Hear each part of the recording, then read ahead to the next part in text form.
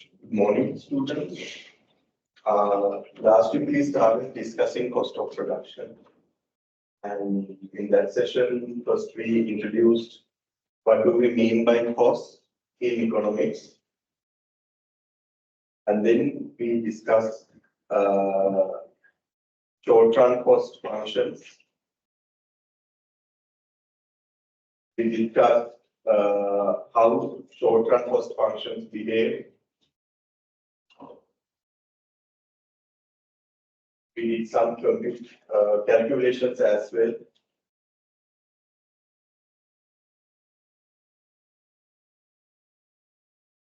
And then we show the relationship between marginal product of labor and marginal cost,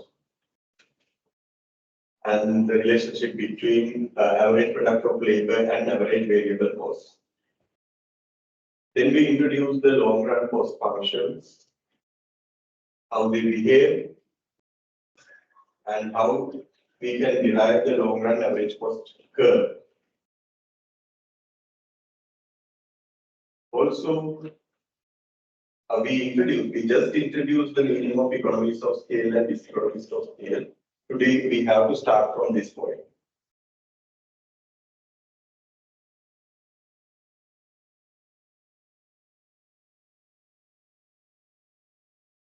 Economies of scale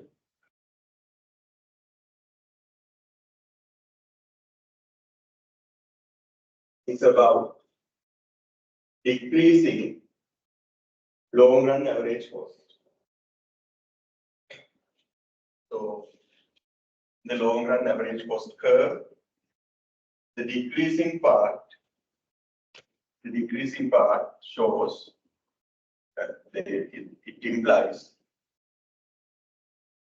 diseconomies of scale, economies of scale.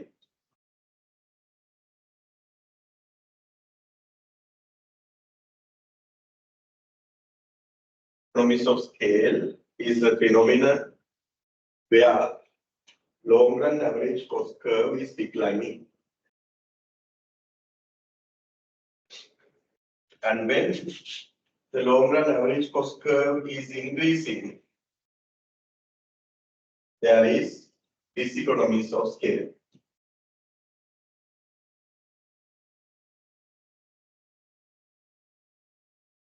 Diseconomies of scale is the phenomenon where long run average cost is increasing. Also, we have a different concept. If the long run average cost curve is like this, decreasing and kind of a fixed status, and then start increasing.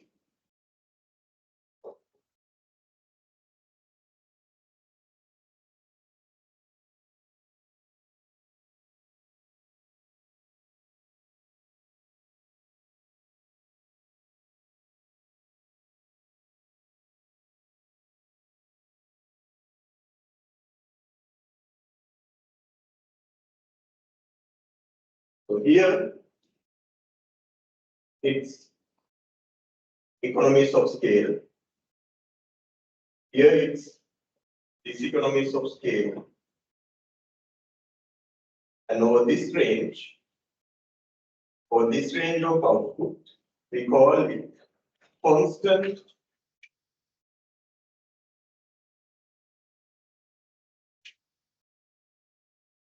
economies of scale. We will discuss that later. So for the moment, understand when long run average cost is decreasing, when long run average cost is decreasing, it's economies of scale. It has the firm is experiencing economies of scale. When the long run average cost of a firm is decreasing, the firm is experiencing economies of scale. when the long run average cost is increasing, the firm is experiencing diseconomies of scale. Sometimes, long run average cost curve can remain constant as well. Sometimes, in certain cases, long run average cost can remain constant as well without any increase or decrease. Economies of scale happen. Why? Why economies of scale happen? Economies of scale happen because of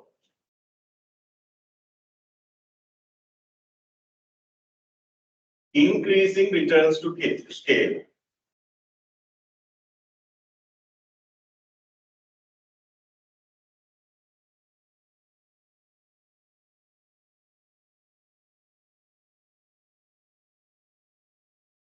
These economies of scale happen because of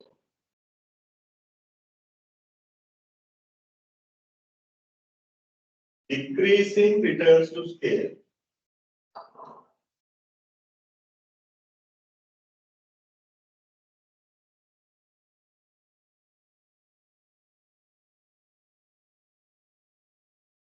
And this, if the firm is experiencing a status of constant long run average cost, constant long run average cost, then it happens because of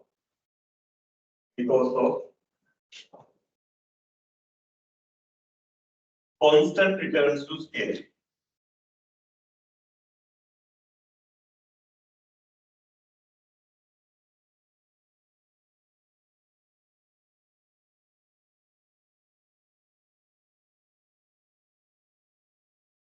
Economies of scale happens because of increasing returns to scale. This economies of scale happens because of increasing returns of scale. And if the long run average cost is kind of constant, when it remains unchanged, it's because of constant returns to scale.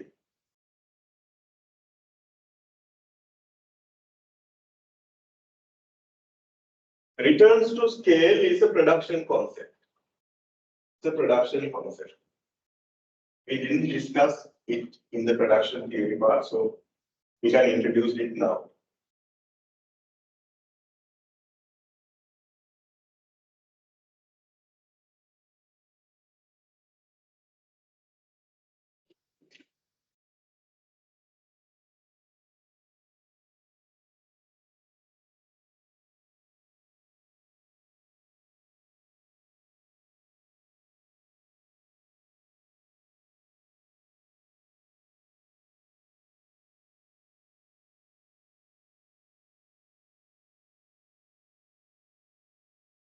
Returns to scale is the percentage change in output as a result of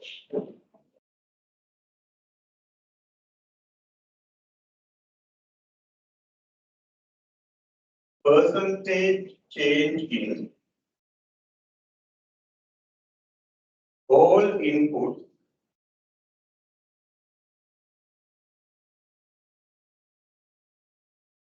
by the same percentage.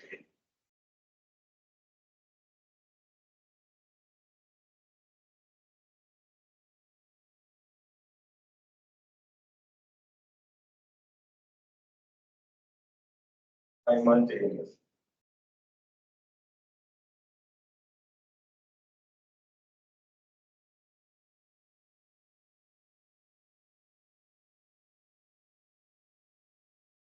So to increase output, the firm has to increase its inputs. Let's assume the firm has only two inputs. Assume only labor and capital are inputs.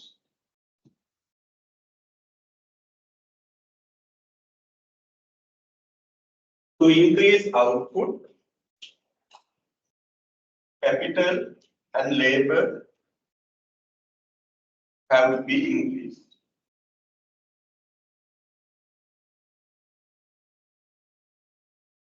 And when we increase capital and labor by the same percentage, let's say we double the capital input, that means we increase capital input by 100%. Let's say we double the labor input, that means we increase labor input by 100%. So we have to increase all available inputs by the same percentage and also simultaneously, that means at the same time.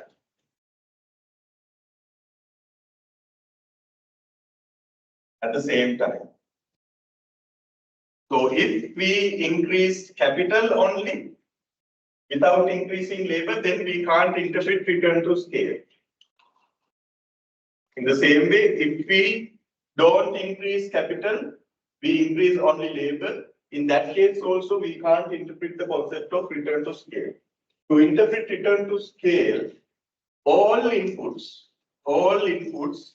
have to be increased at the same time by the same percentage.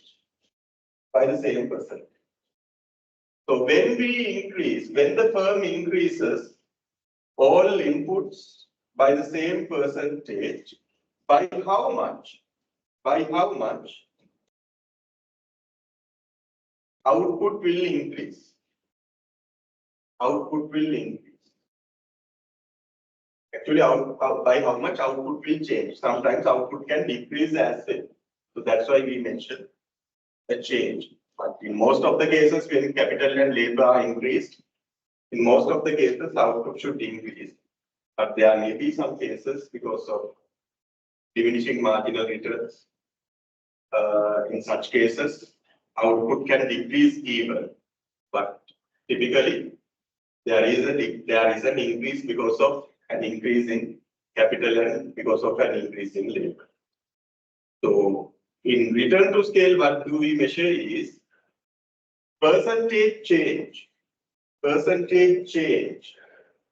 in output as a result of percentage change in all inputs by the same percentage simultaneously. Got it? So if we increase capital and labor at the same time by 100%, if output increases by 200%, if our output increases by 200%, then we call it increasing return to scale. Increasing returns to scale. Because percentage change in output is greater than percentage change in inputs.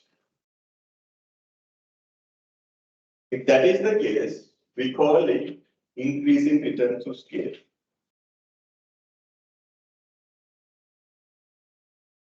We double all inputs.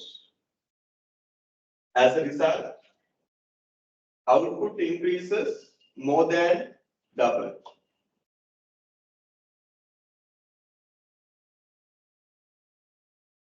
We double the inputs. That means we increase both capital and labor by 100%. Output increases more than 100%, more than double.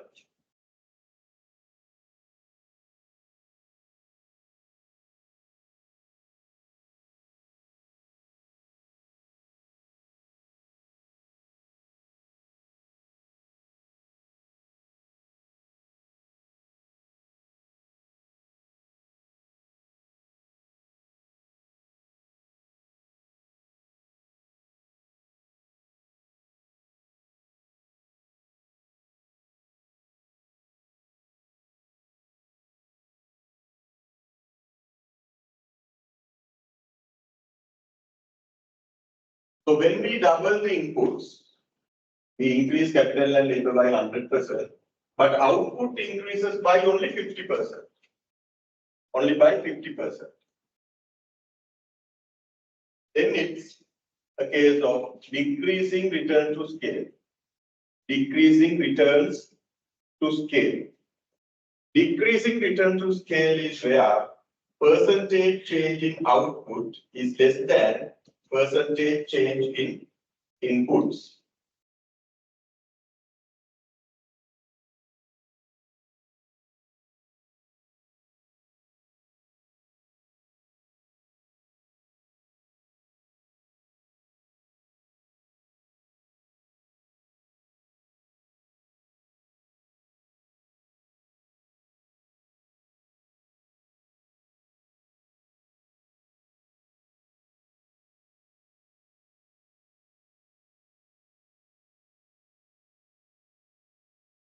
Capital and labor are increased by 100%.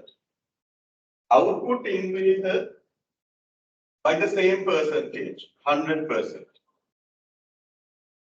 Inputs are increased by 100%. As a result, output also increases by 100%.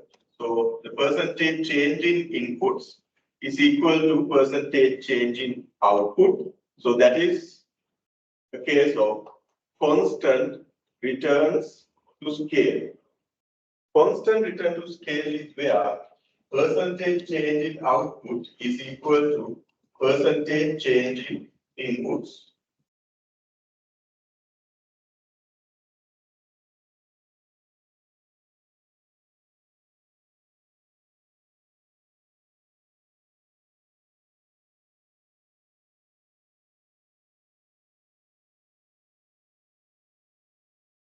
So that is how we define return to scale, and that is how we define the three types of return to scale.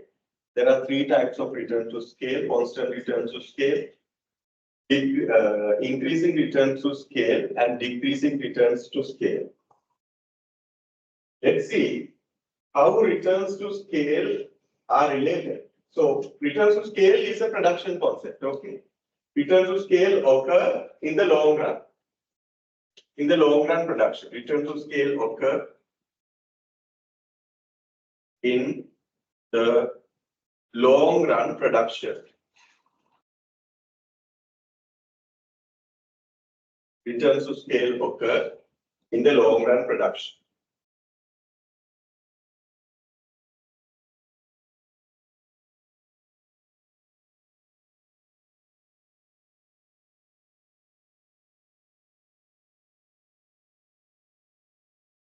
Then let's see how return to scale cause economies of scale and diseconomies of scale.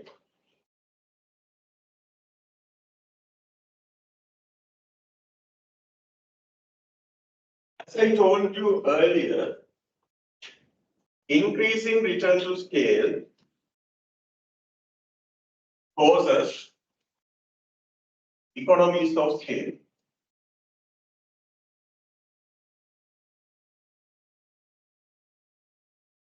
Decreasing return to scale causes diseconomies of scale.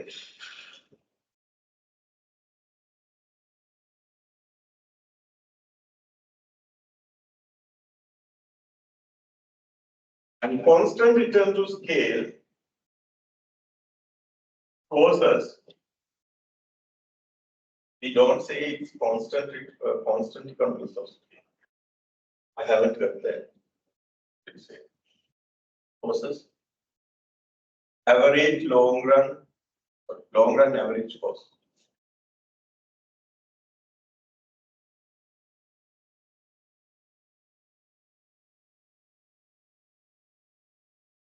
Long run average cost remains unchanged. Here, when economies of scale is there, long run average cost decreases.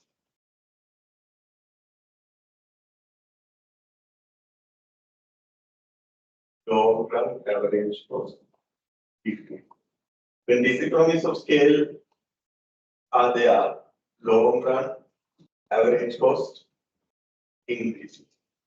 When constant return scale is there, long run average cost remains unchanged. That means long run average cost is constant.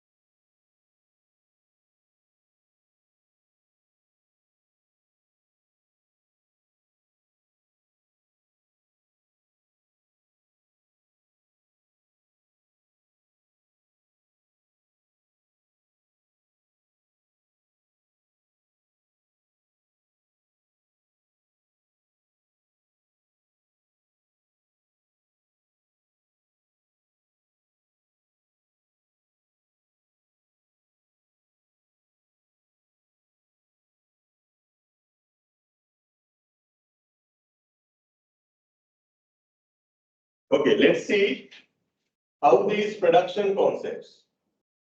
These are production concepts. Long run production concepts.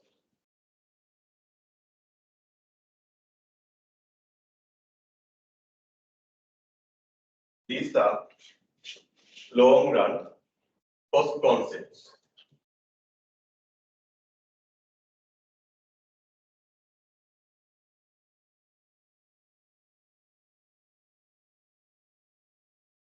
If you are asked, what are the reasons for the behavior of long run cost?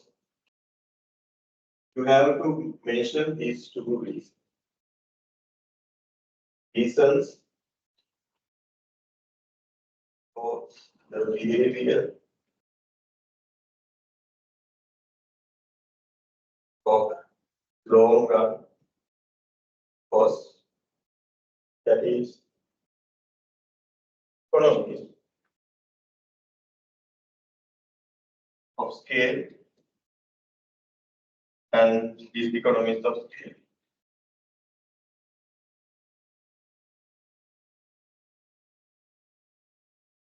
Also, you can mention that the long run, these two are enough.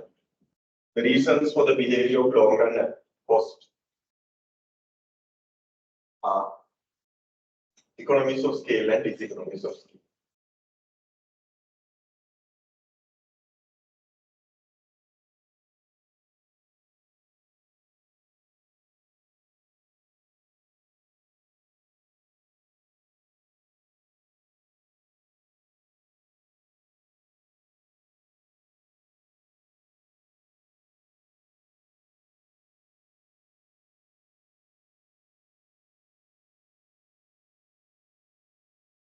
So long run average cost decreases because of economies of scale. Long run average cost increases because of diseconomies of scale.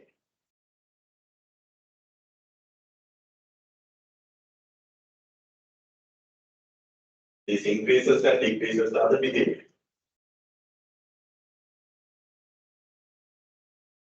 So long run average cost decreases because of economies of scale. Long run average cost increases because of diseconomies of scale.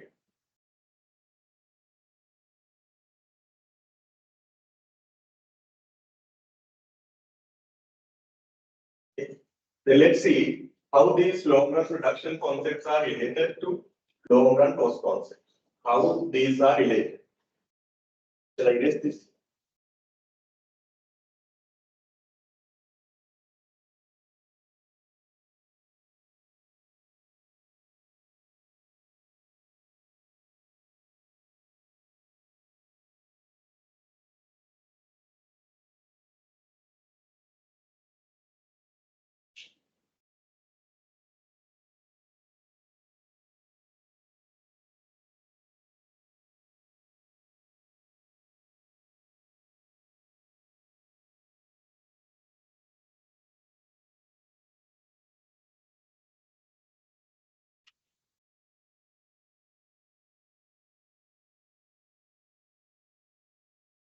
So let's draw some isocons.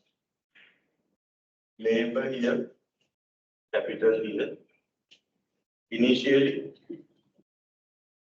10 units of labor and 20 units of capital are utilized at the equilibrium. This is the equilibrium point T1. This is L1. This is K1.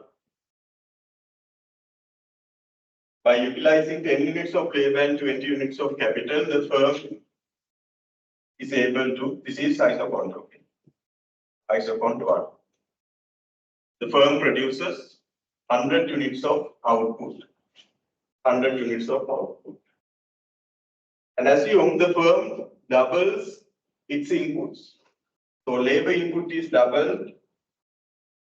Now they utilize 20 units of labor. Capital input is doubled. Now they utilize 40 units of capital. So as a result,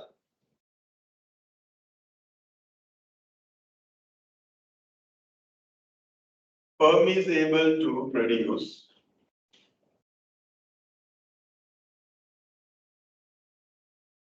200 units of output.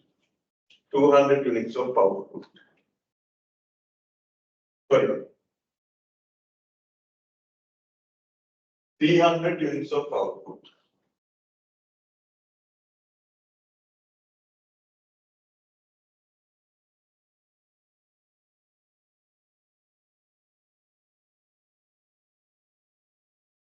Units of output. Labor has increased by 100%. Capital has increased by 100%. Output has increased by how much? 200%. Output has increased by 200%. So what kind of return to scale is there? Increasing, decreasing, or constant? It's increasing. Increasing returns to scale are there. So assume to produce 100 units, the cost is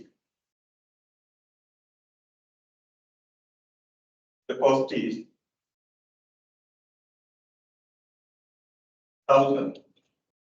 To produce 100 units, the firm incurs a cost of 100.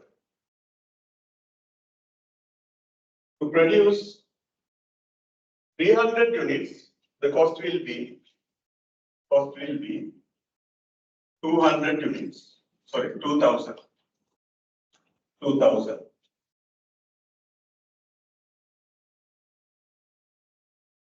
To produce 100 units, the cost is 1,000. To produce 300 units, the cost is 200. That is reasonable because input has increased by 100%.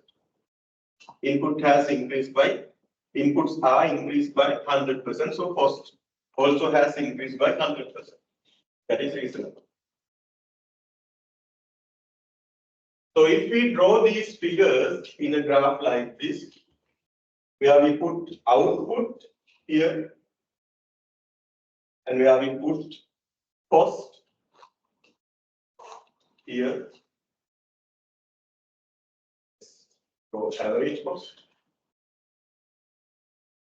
What is the average cost of producing 100 units? What is the average cost of producing 100 units? 1,000 divided by 100.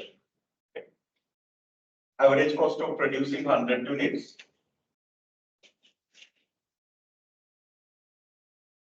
Cost is 1,000.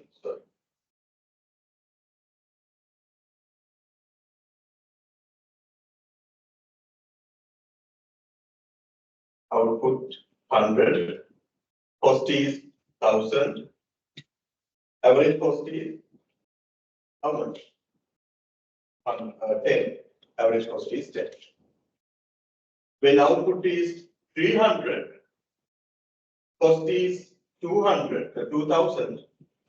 Average cost is 2000 divided by 300. It's 6.67 something, right? So what do you observe? When the output is expanded, average cost has declined. If we draw these figures in a graph like this,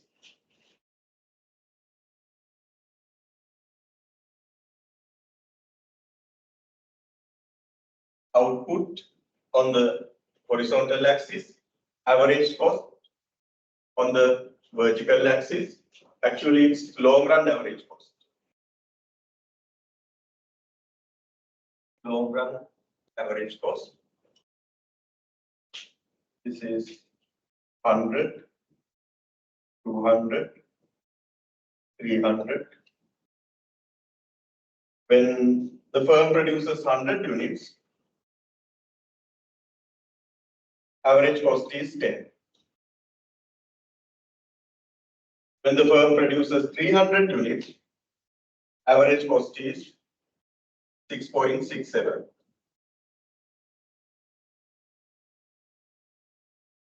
So when we combine these two coordination points, you see long run average cost is declining. That is why I said economies of scale happens. Economies of scale happens because of increasing return to scale. Here, the firm is experiencing economies of scale. Economies of scale is the phenomenon where the firm is experiencing declining long-run average cost. When long-run average cost is declining, the firm is experiencing economies of scale. Economies of scale happens because of increasing return to scale.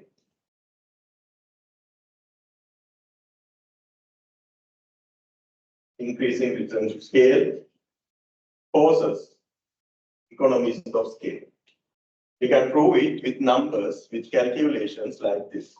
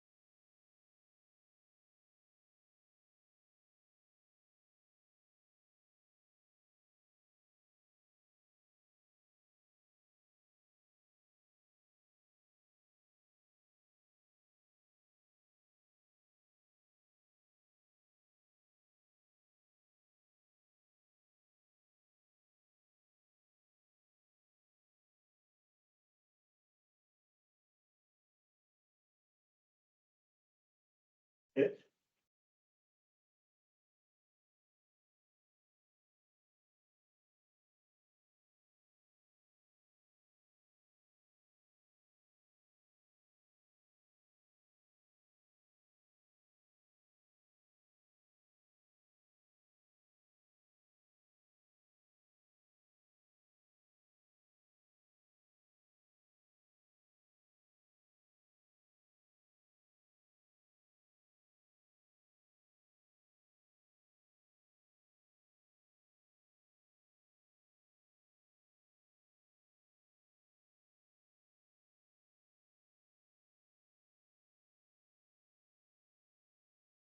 When the firm is experiencing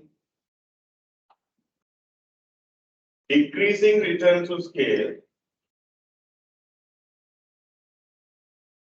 the firm will be experiencing diseconomies of scale.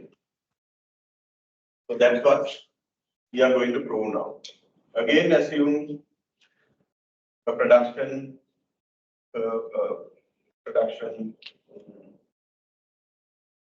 concept, labor here, capital here. Initially, the firm utilizes 10 units of labor and 20 units of capital. And labor is increased by 100%. 20 is the new level. Capital is also increased by 100%. 40 is 10 units of capital, labor and 20 units of capital. Firm produces 1,000 with the cost of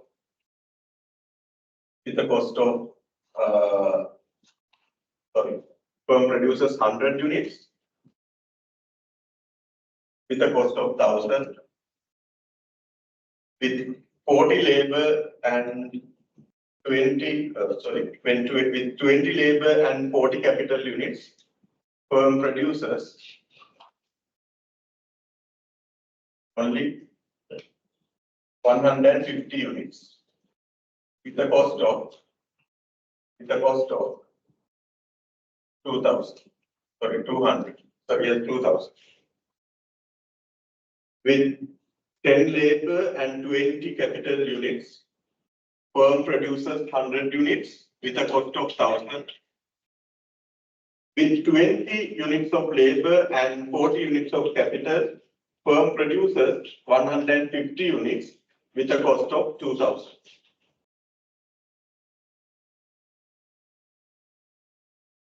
Both labor and capital have increased by 100%. Output has increased by how much? Output has increased by 50% only. Output has increased by 50% only.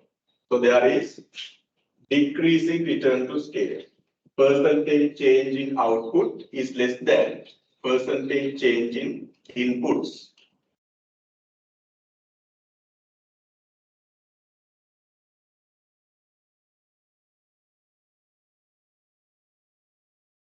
Inputs have increased by 100%, but output has increased only by 50%.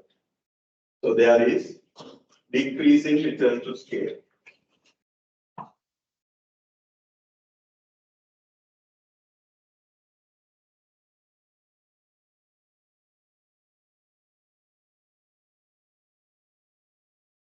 So let's calculate average cost.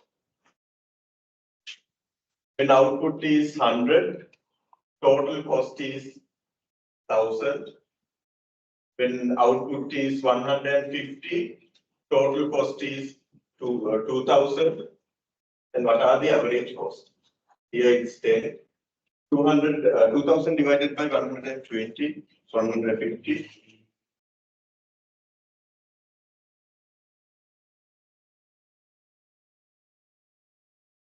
It's 13.34.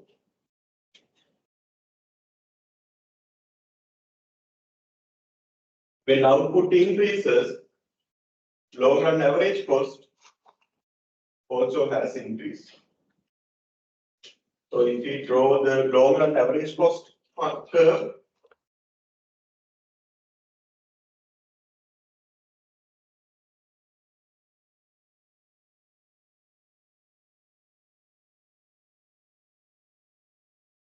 with 100 units of output, total cost is 10.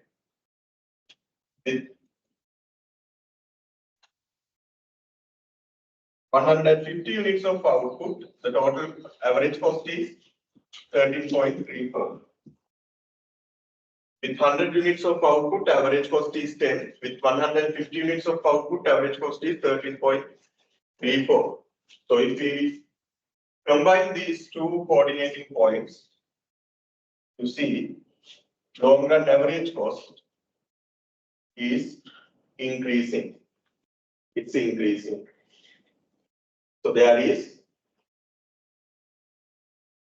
diseconomies of scale. Diseconomies of scale is where long run average cost is increasing.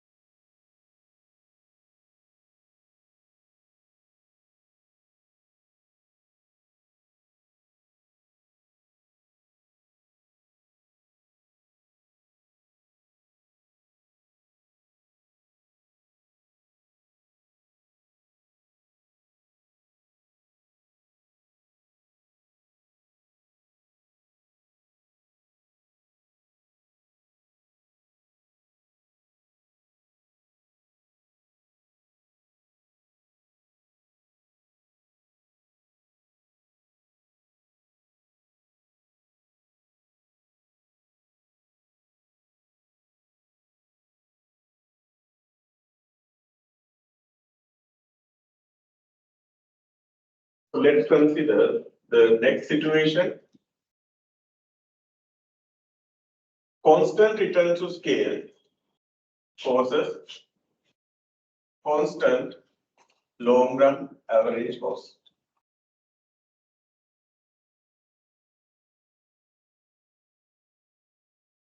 Table here, capital here, 10 units of labor and 20 units of capital, 20 units of labor and 40 units of capital. With 10 units of labor and 20 units of capital, firm produces 100 units with a cost of 1,000. With 20 units of labor and 40 units of capital, firm produces 200 units of output with a cost of 2,000.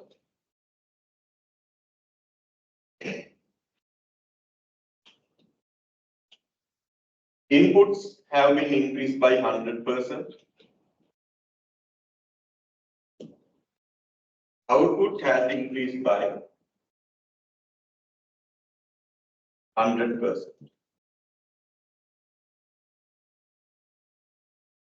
So percentage change in output is equal to percentage change in inputs. Therefore, there is constant returns to scale.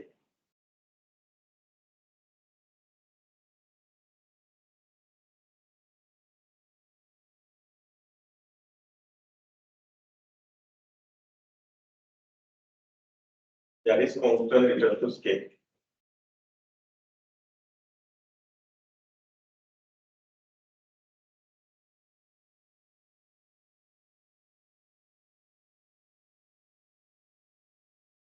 And then let's calculate average cost. When output is 100, total cost is 1,000. When output is 200, total cost is 2,000. Average cost of 100 units of output is 10. Average cost of 200 units of output is again 10. So if we draw these average costs, long run average cost, the diagram.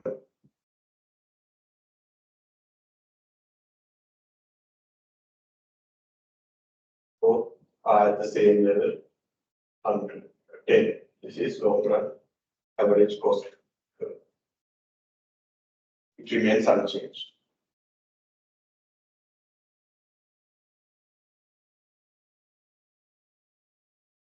So when constant return to scale is there, when constant return to scale is there, long run average cost remains unchanged.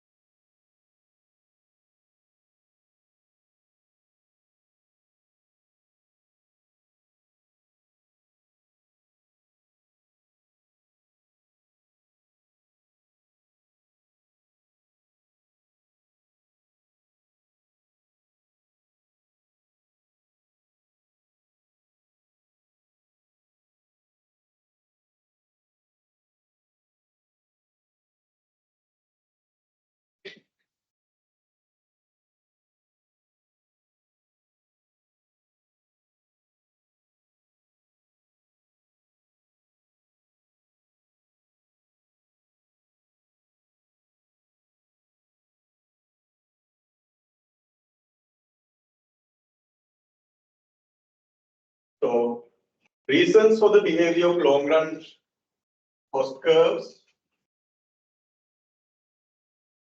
Reasons for the behavior of long run cost curve are economies of scale and diseconomies of scale. Reasons for the economies of scale and diseconomies of scale.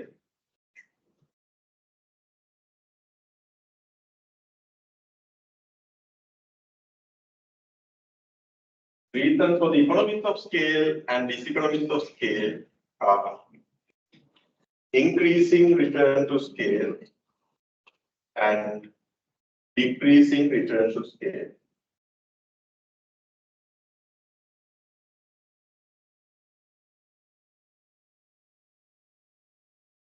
Economies of scale happens because of increasing return to scale. Diseconomies of scale happens because of decreasing return to scale. That is what we observe. The constant return to scale and the constant long run average cost is kind of an additional thing I taught you. In the examination, if you are asked to explain the reasons for the behavior of long run cost curves or long run average cost curves, or particularly long run average cost, you have to explain economies of scale and diseconomies of scale. And if I ask you to explain the reasons for economies of scale and diseconomies of scale, you have to explain increasing return to scale and decreasing return to scale. If I ask to support your answer with the diagram, you have to explain with the diagrams like we do.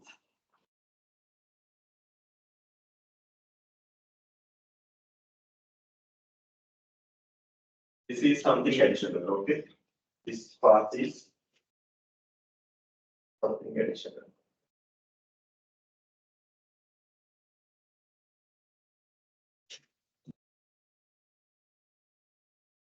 Additional explanation.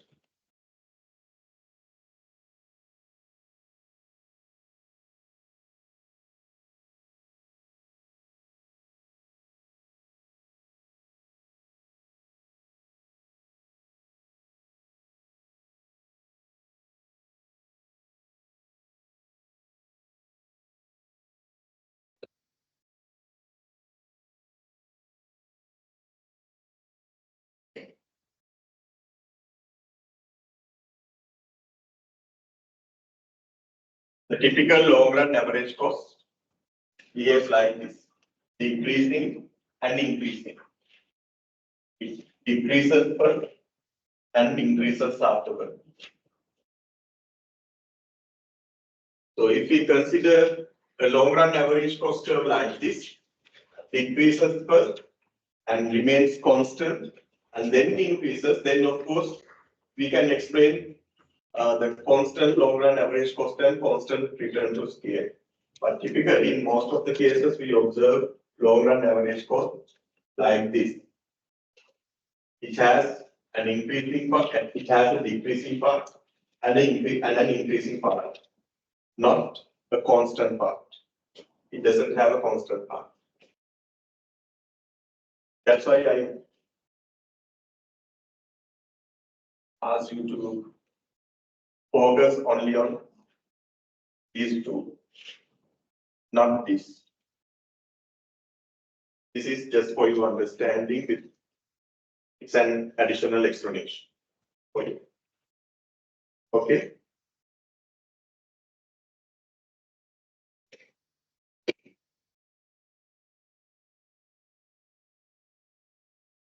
Questions?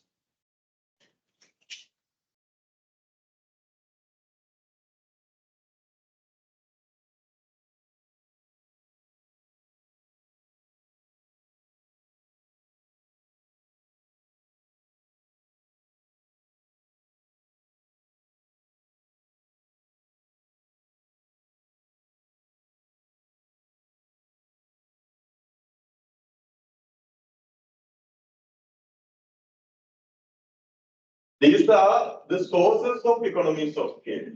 The technical reason of economies of scale is technical reason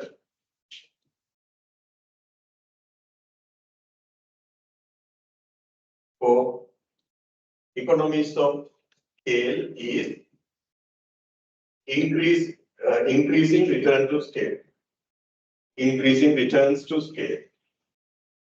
These are the sources. These are the sources why economies of scale occur. These are the sources for the existence of economies of scale. Economies of scale exists because of technical economies of scale, marketing economies of scale, financial economies of scale, risk-bearing economies of scale, managerial economies of scale. These are the reasons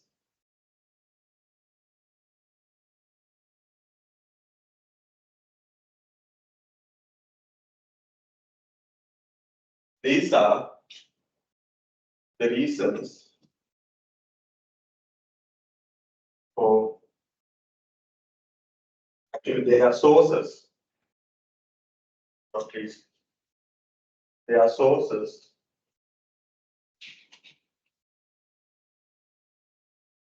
of economies of scale. Or types, or we can explain them as type.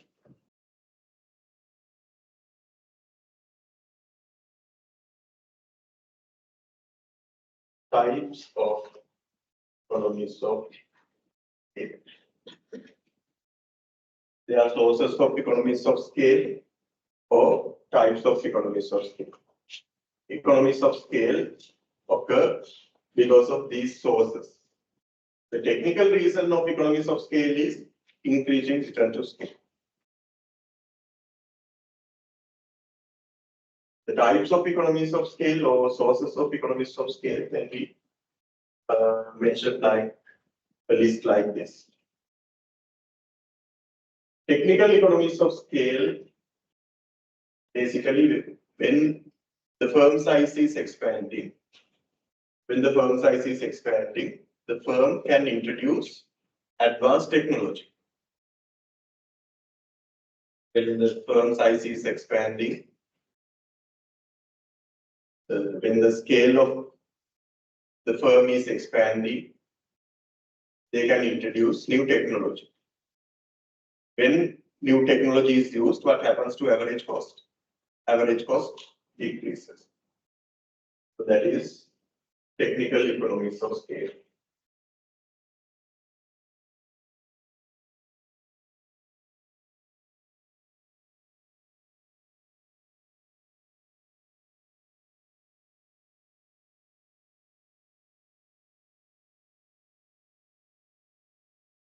When scale is expanding, firms can introduce new technology.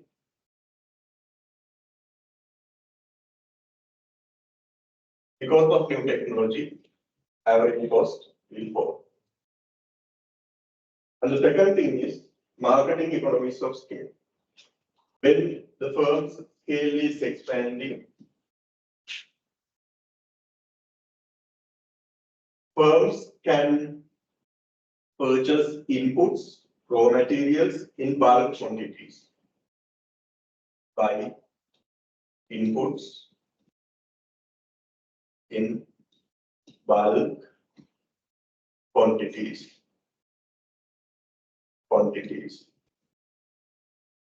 When the firm is buying inputs in bulk quantities, they get quantity discounts. So average cost will go down.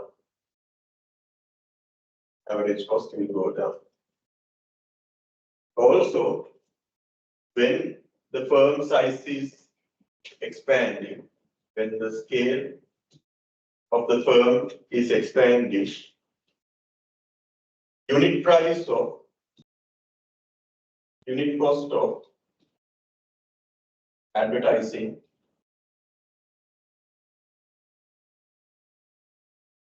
goes down.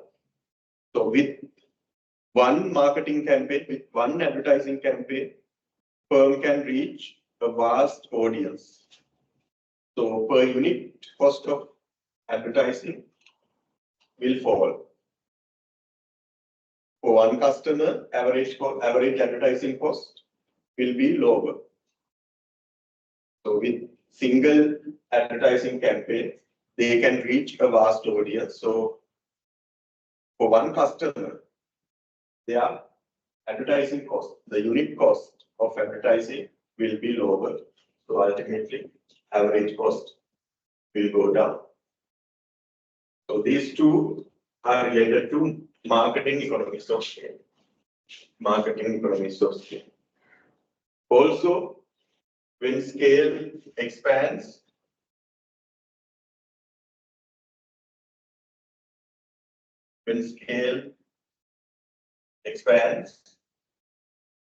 they are unit average transportation cost. Average transportation cost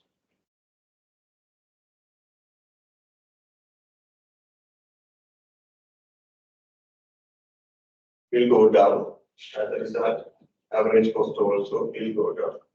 So when they produce with a large scale, they can sell their productions with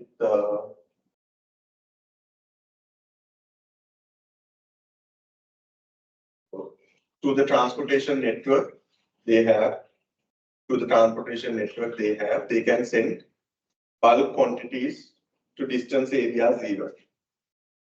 So that average transportation cost will be reduced. As a result, average cost will go down.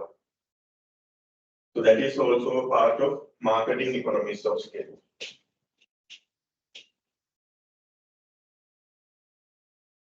And financial economies of scale is when firms' scale is expanding.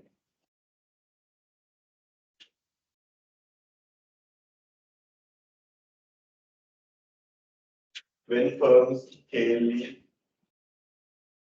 expanding, they have to borrow large amounts of money.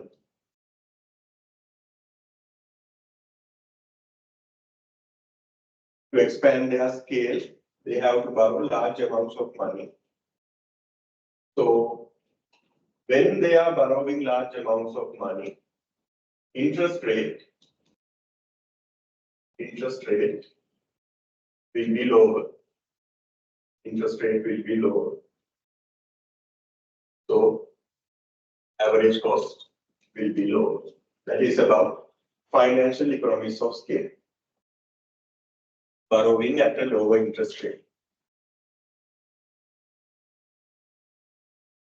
That is about financial economies. Risk-bearing economies of scale is the next.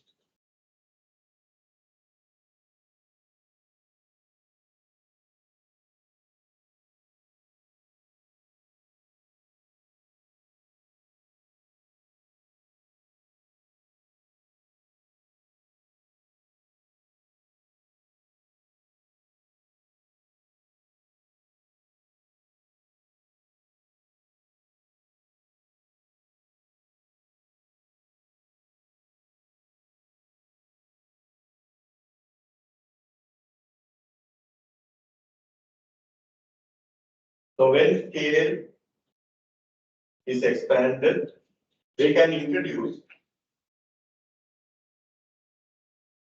new products.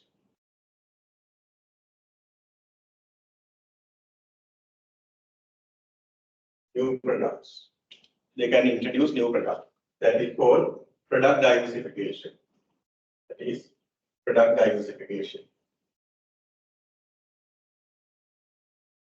Sometimes, for example, let's say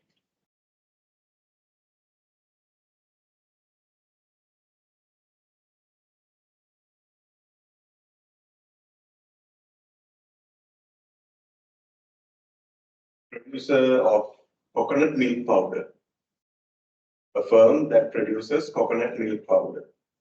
So they use natural coconut. They use natural coconut in their production. So, and they expand their scale. They are going to expand their scale.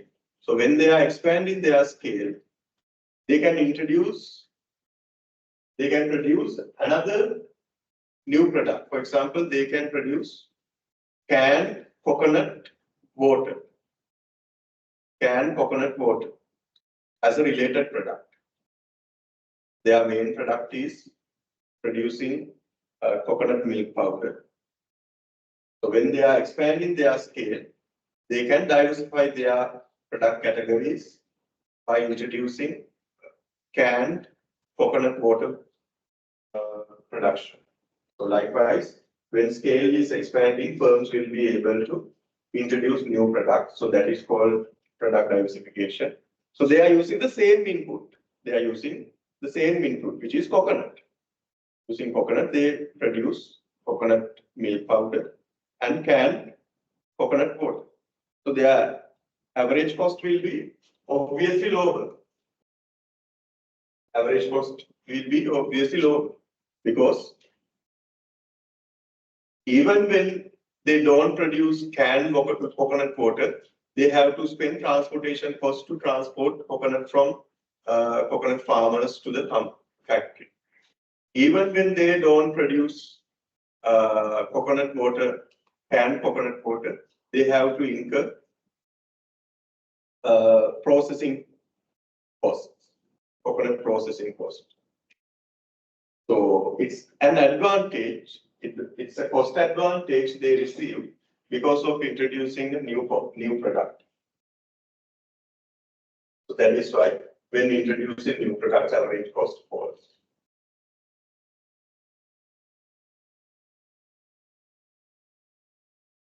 And the last one is managerial economies of scale.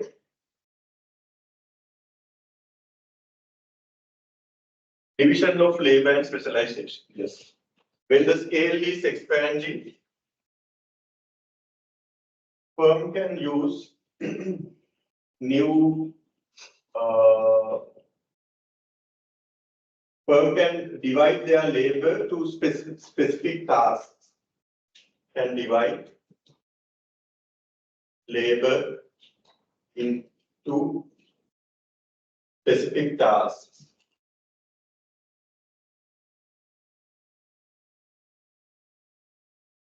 They can divide labor to specific tasks. They can assign you to do this task and you do this task, you do this task. So they can introduce division of labor. Because of division of labor, what happens is each worker will be specialized in that task. Each labor will be specialized in that task. So specialization will happen. Specialization.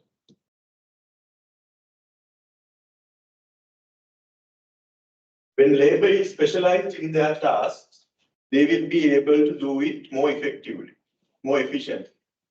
They will be able to do their tasks efficiently. So efficiency will increase. Efficiency will increase. So when efficiency increases and when productivity increases,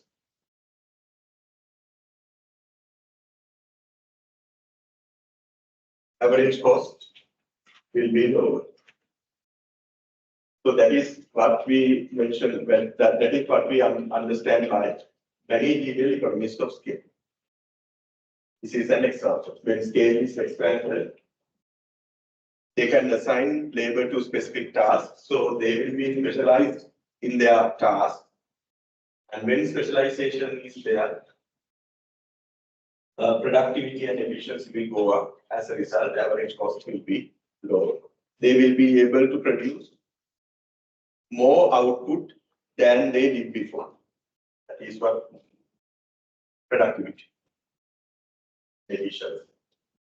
So these are the sources, or these are the types of economies of scale. Now we are going to discuss something about these economies of scale. They can happen due to managerial inefficiencies. So when the scale is expanded, communication will be difficult.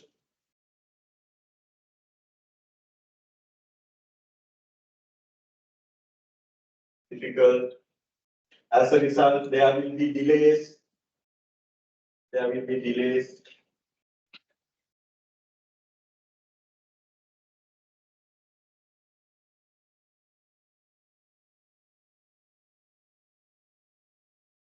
There will be delays. When there are delays, average cost will increase. That is an example of managerial inefficiency. Labor inefficiencies, when scale is expanding,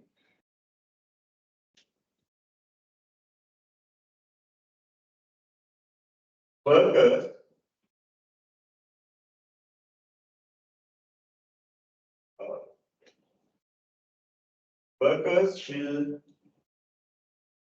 will not be well guided.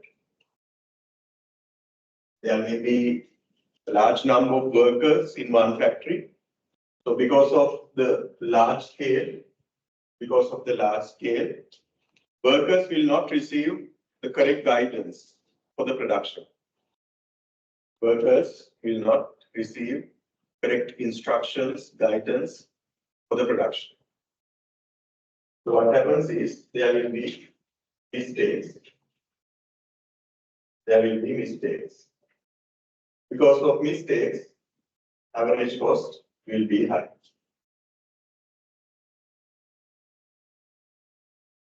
Average cost will be high.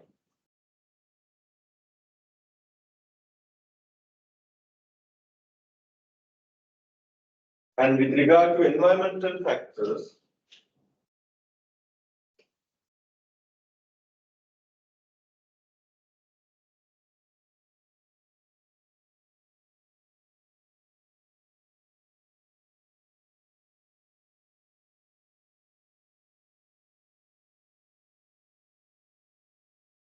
when scale is expanding,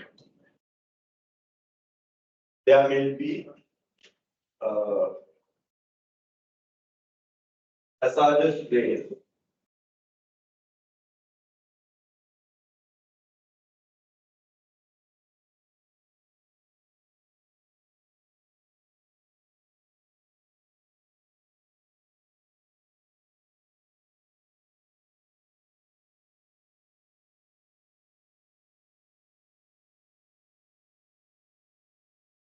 Hazardous waste. Out of production, there will be hazardous waste. Hazardous means they are not, they will damage the environment. That waste will damage the environment. So to handle hazardous waste, they may want to establish new facilities to dispose them.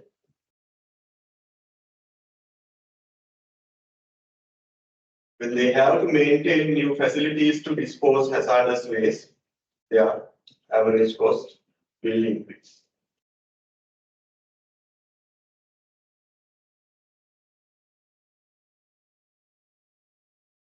That is about environmental action.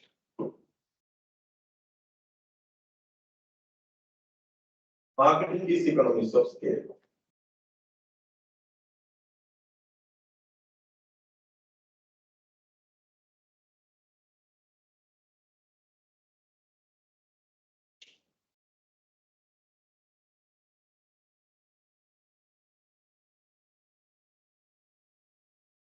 When the scale is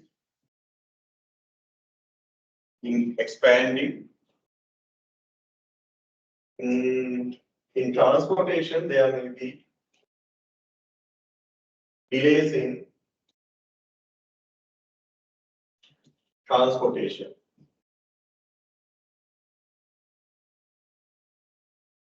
Of products. Or there may be delays in purchasing inputs. Because of those delays, average cost will be high.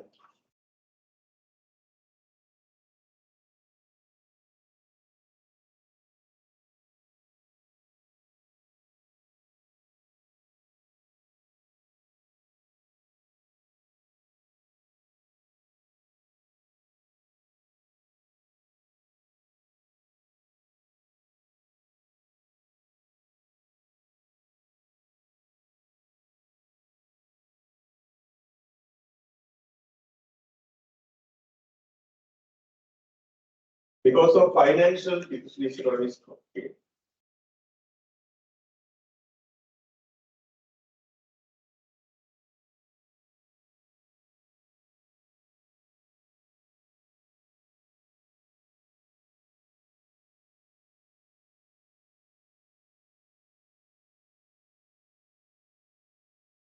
Okay.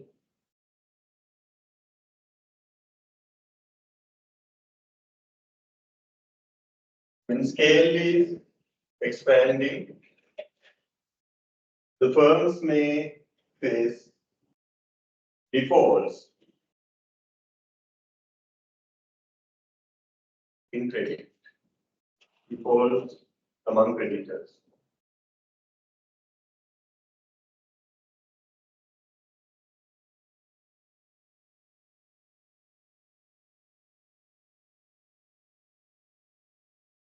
They sell their products on credit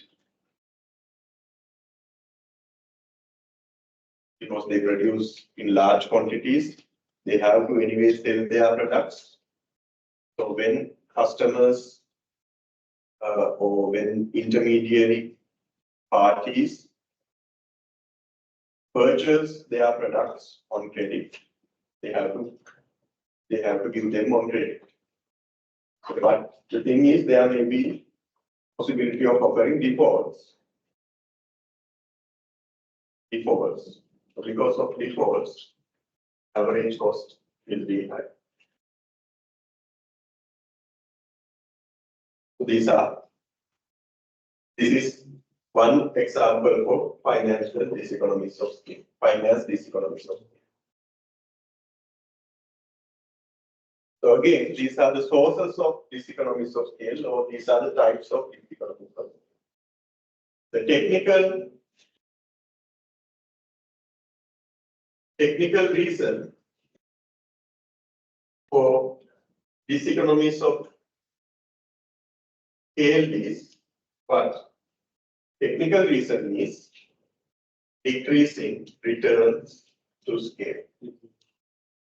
The technical reason is decreasing returns. These are like sources or types.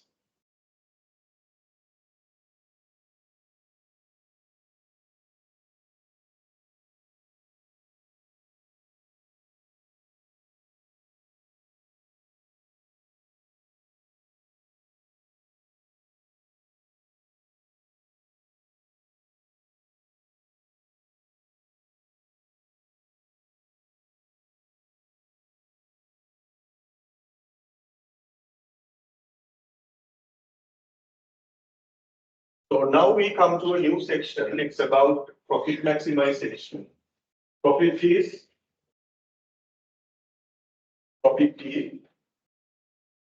total revenue minus total cost. Total revenue minus total cost.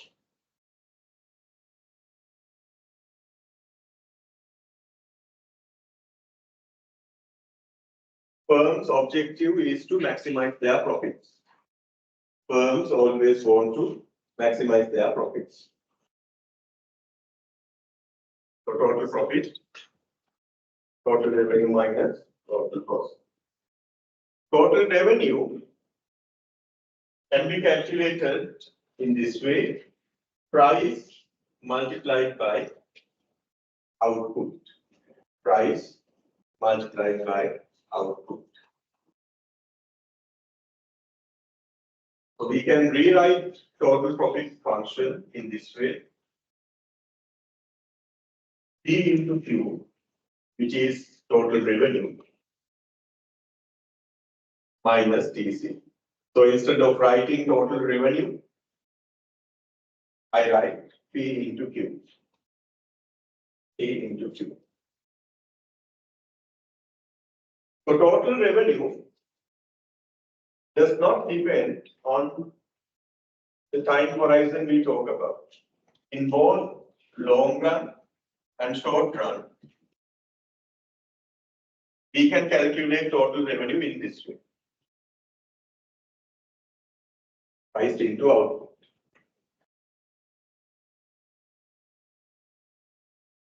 In both short run and long run, we can calculate we can calculate total revenue in this way: price into output. But the behavior of total cost is different. Behavior of total cost is different in short run and long run. In short run, we have both fixed cost and variable cost. In long run, all costs are variable costs.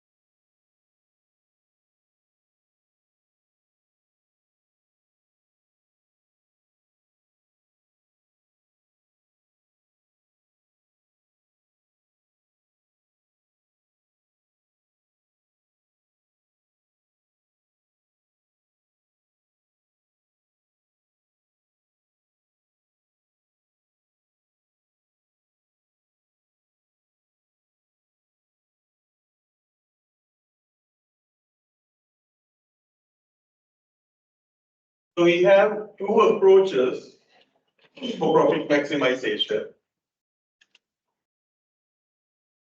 To find profit maximizing output, we can label it as Q star, or we can Q M. You can use any notation, but usually we use this notation to denote profit maximizing output level.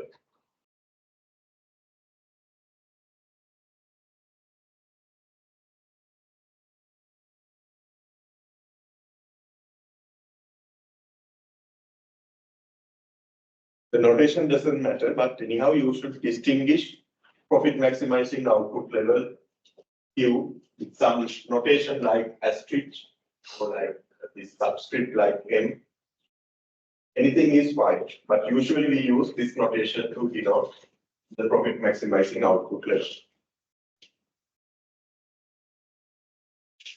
To find the profit maximizing output level, we have two approaches: the total approach and the marginal approach. There are two approaches to find the profit maximizing output level. One is total approach, and second one is marginal approach. So let's first discuss the total approach.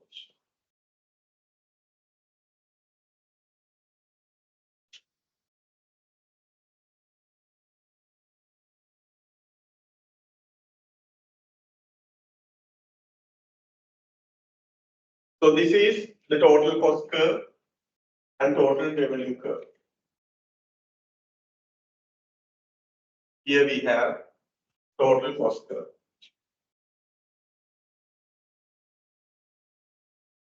Total cost curve behaves like this. Initially, it increases at a decreasing rate, and then it increases at an increasing rate. So this is the behavior we observed. This is the behavior we observed in the previous session. The previous session we discussed how the cost curve behaves. It behaves like this. Initially, it increases at a decreasing rate, and then it increases at an increasing rate. So this is this total cost curve for the short run or the long run? What do you think? By looking at the figure, you should be able to understand it. This cost curve, this total cost curve is for the short run or for the long run? For the short run, because it has some fixed cost. It has some shift. For the long run, if we draw the total cost curve, it should start from the origin. If we draw the total cost curve for the long run, it will be like it should start from the origin, from the zero level. That is the difference between short run and long run total cost curves. But for our convenience, here we have taken short run total cost curve. That's why we said total cost, its behavior is different in short run and long run. Basically because of the existence of fixed cost. In the short run, fixed costs exist. In the long run, fixed cost doesn't exist.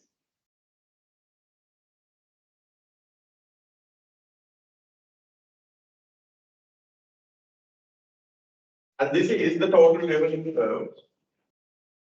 Total revenue curve is a straight line starting from the origin. How do we measure total revenue? Total revenue is P into Q. It's P into Q. So when output increases, we multiply output level, we multiply each output level by the price. Price is fixed. Price is fixed. So when we multiply each output level by a fixed price, the curve will behave like this. For example, if output level is 10, 20, 30, and the price is 5, the total revenue will be 50 here. Total revenue will be 100 here. Total, sorry, not 100. Yes, 100. Total revenue will be 150 here.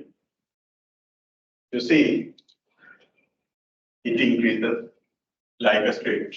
It increases like a straight line.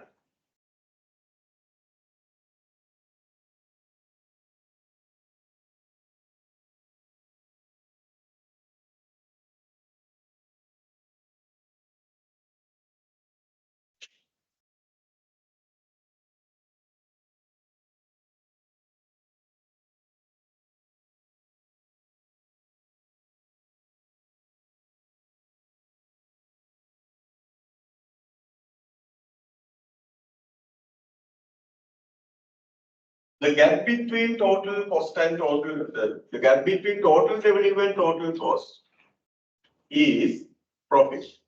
Profit is what? Total revenue minus total cost. So after we draw in the total revenue curve and after we draw in the total cost curve like this, we can measure their vertical differences. We can measure their vertical distances.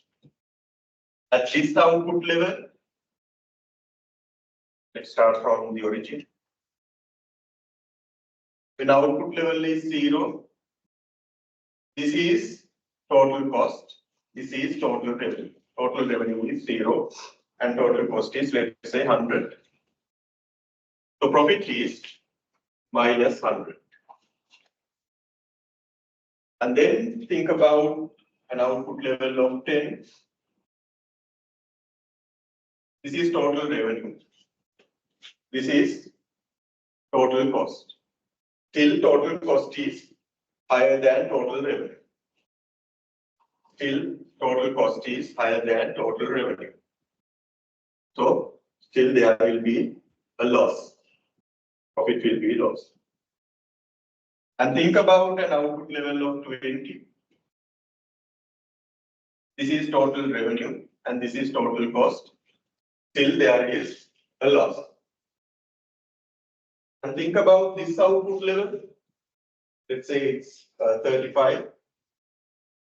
When output level is 35, you see total revenue and total cost become equal. At this point, total revenue is equal to total cost. So profit is 0. Profit is 0. And think about an output level of 40. At 40 level of output, total revenue is higher than total cost. Total revenue is higher than total cost. Then there is a profit, a positive value. And think about an output level of 60. At this point also, at this level of output also, total revenue is greater than total cost. So there is a profit. At this level, again, you see total revenue and total cost.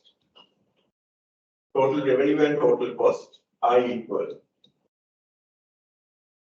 So profit is 0. So likewise, by measuring the vertical distances, between total revenue and total cost curves, we can measure profits. So those differences can be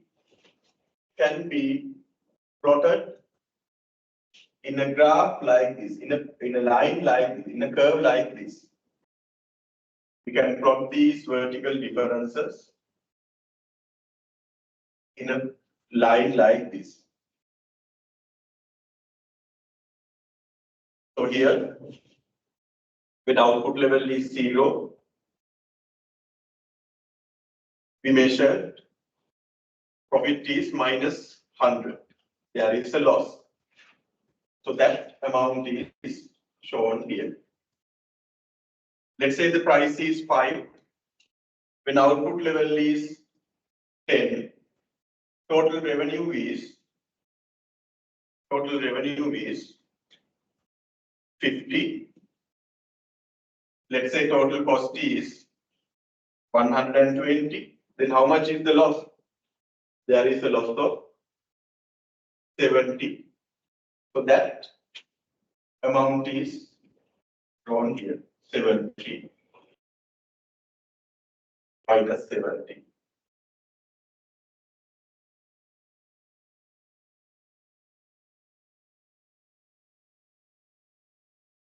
Let's say it's 200, just 200. But the total cost is 200. Let's assume total cost is 200. When output level is 10, total revenue is 50. 10 multiplied by 5. 10 multiplied by 5. Total cost is 200. So the profit will be minus 150. Take a reasonable value, right? 110. So let's take this.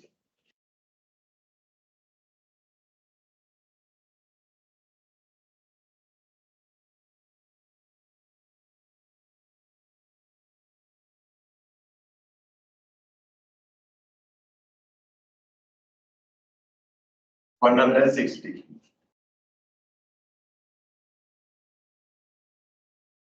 Total cost is 160.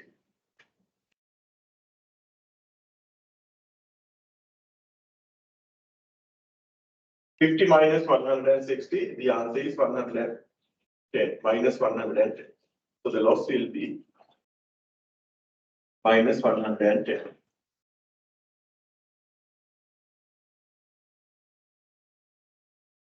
When output is 20,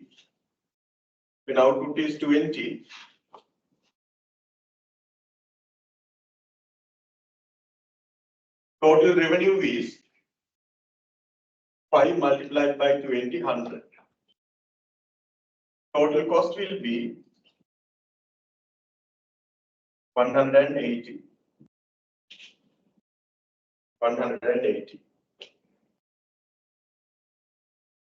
So 100 minus 180 minus 80.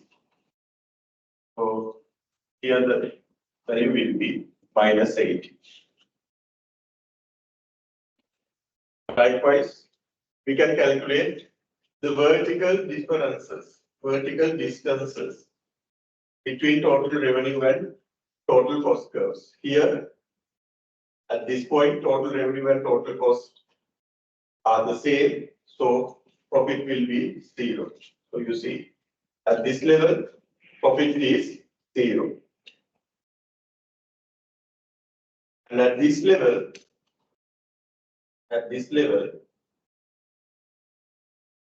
when output level is 40, total revenue will be 40 multiplied by 5, 200. 40 multiplied by 5, 400, 200. And the total cost will be, let's say, 220. Sorry. Total cost will be 190. 190.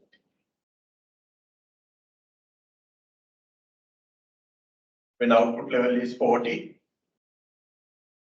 total revenue is 200, total cost is 190, so the profit will be 10. Profit will be 10. So the distance here is 10. Likewise, to derive this profit curve, what do we do is, we measure the vertical distances between total revenue and total cost curves. And then we plot those differences in a figure like this. So it behaves in this way. It behaves in this way.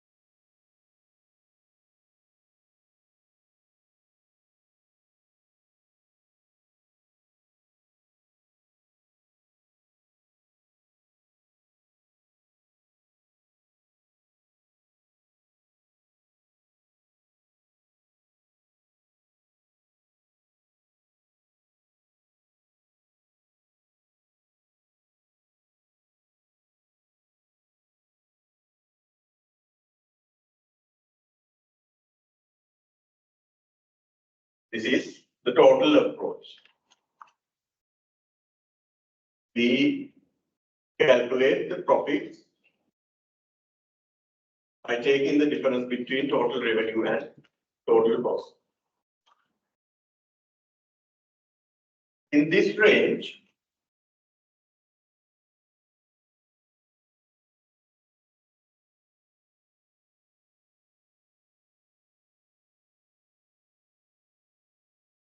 over this range, there are losses.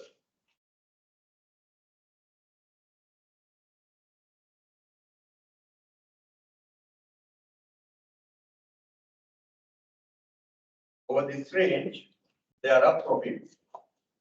Again, over this range, there are losses.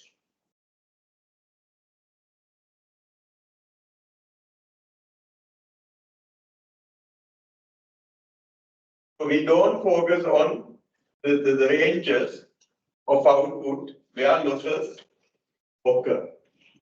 We don't focus in this region.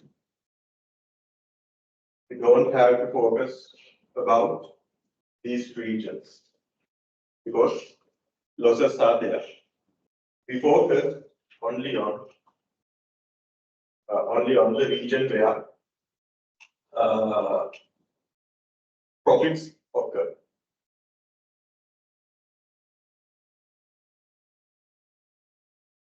The vertical gap between the total revenue and total cost is the profit.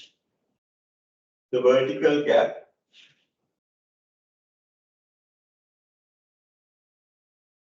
between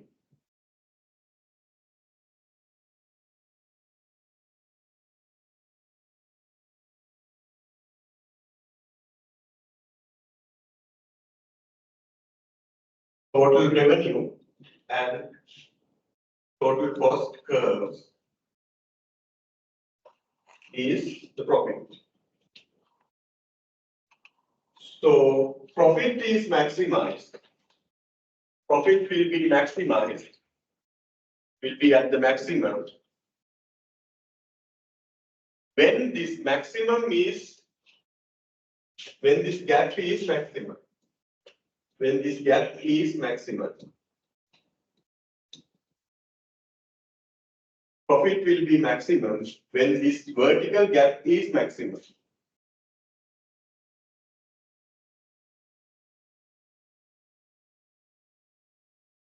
Profit is the vertical gap between total revenue and total cost curves. So profit will be maximum when this gap is maximum. So where do we find the maximum gap? It's somewhere here. The gap is maximum somewhere here. So at that point, there will be the maximum profit. So output that maximizes profit is here where the gap is maximum.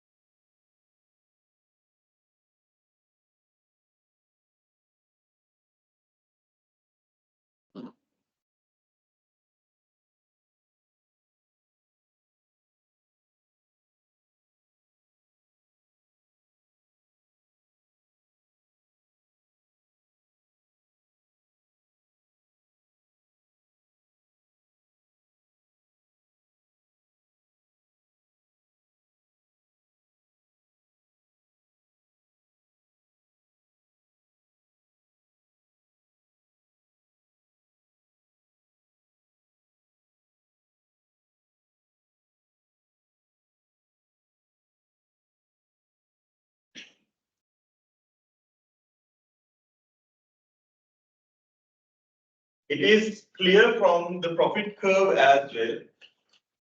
When we observe the profit curve, you observe that the maximum point the maximum level, the maximum point of profit curve.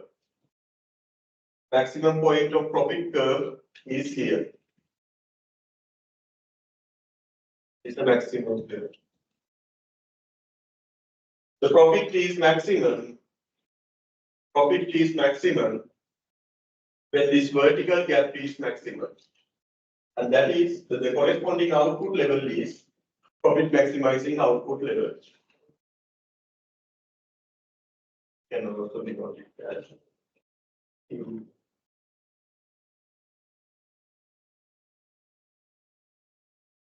Q star.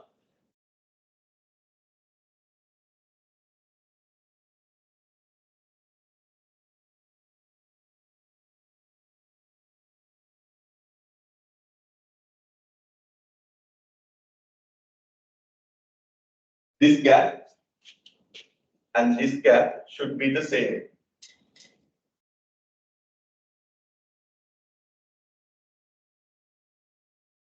Should be the same.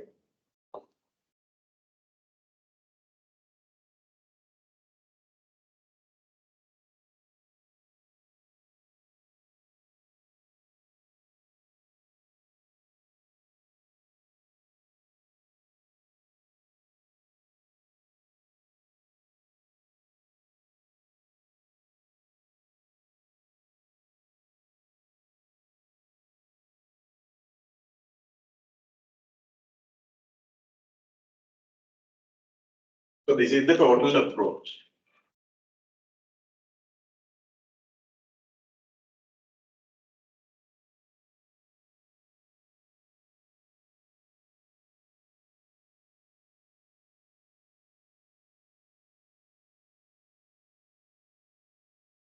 So first,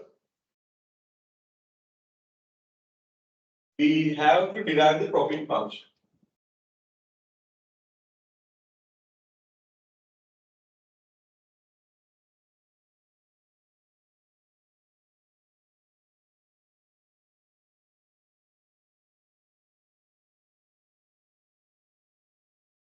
We have to derive profit function. Let's say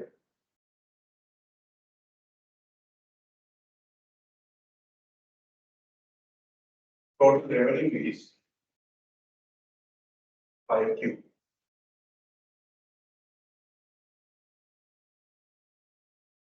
Total cost is 100 plus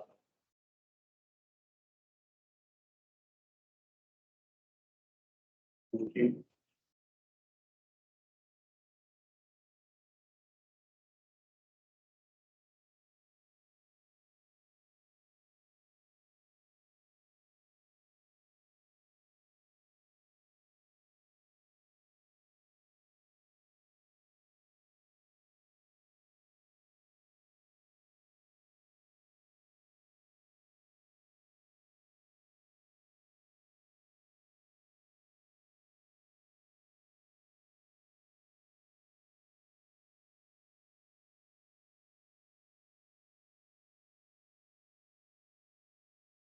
We will do an exercise later. For the moment, just understand total approach looks like this.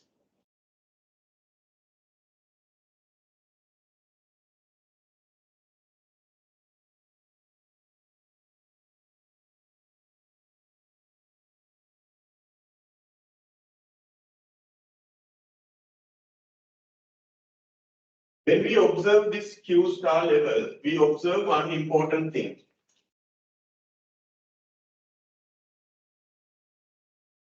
We observe one important thing. What is that?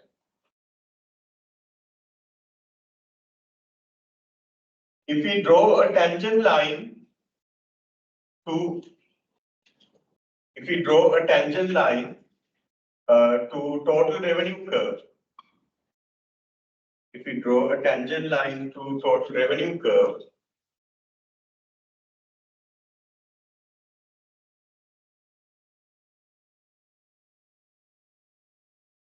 at the point where profit is maximum, that tangent line that tangent line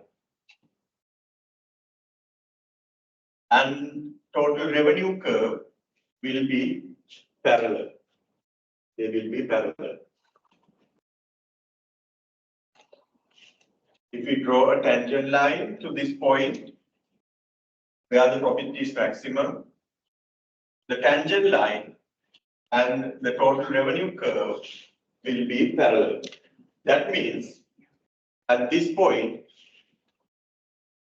slope of total revenue and slope of total cost are equal. At this point, tangent line we draw to the total revenue curve. Sorry, the tangent line we draw to the total cost curve, and the tangent line we draw to the total revenue curve. If we draw a tangent line to total revenue curve at this point, it itself becomes the total revenue curve. It coincides on the total revenue curve because it's a straight line. If we draw a tangent line to the total revenue curve, the tangent line and the total revenue curve will coincide. They will lie on each other. So this measures the slope of total cost. This tangent line measures the slope of total revenue curve.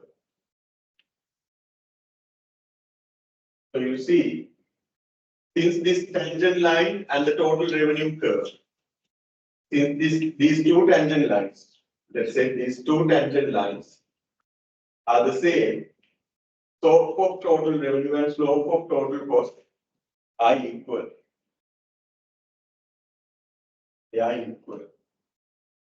Slope of total revenue is what? Slope of total revenue is marginal revenue. Slope of total revenue is marginal revenue. Slope of total cost is what? Slope of total cost is marginal cost. So from this figure, it's clear. From this figure, it's clear that at the profit maximizing output level, marginal revenue and marginal cost values are the same. The tangent line we draw to the total cost curve measures the slope of total cost. Slope of total cost is marginal cost. The tangent line we draw to total revenue measures the slope of total revenue. The slope of total revenue curve is marginal revenue. So the important observation we can have from this figure is at the profit maximizing output level, marginal revenue and marginal cost are the same. And here, if we draw a tangent line to this point on the profit curve,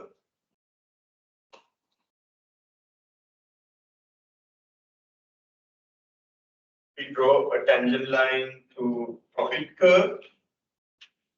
It is parallel to the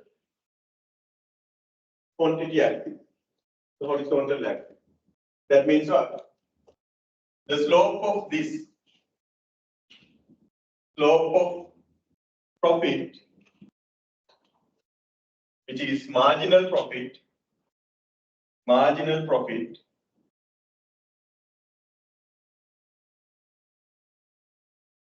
is zero. Because it's parallel to the quantity axis. The slope of any horizontal line, its slope will be zero.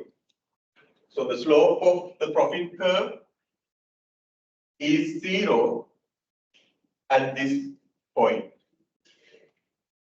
That is marginal profit.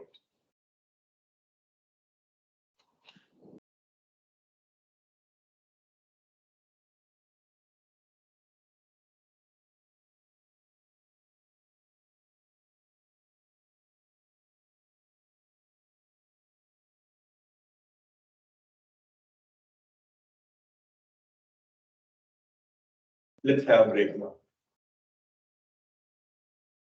I'm at 11:50.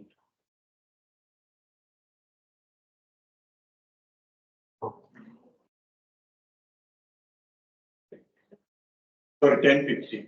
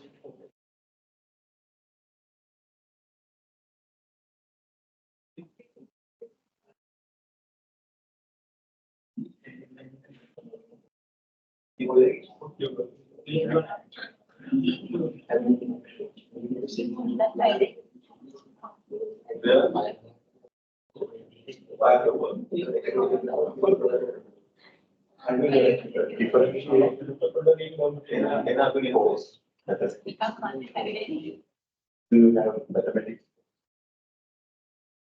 Mathematics, you don't.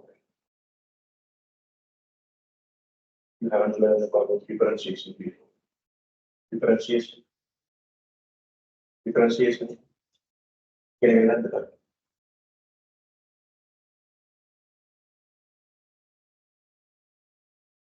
Our color. Our color. Kan tadi tuh. Mata kan. Di dia kayak orang kamu bilang.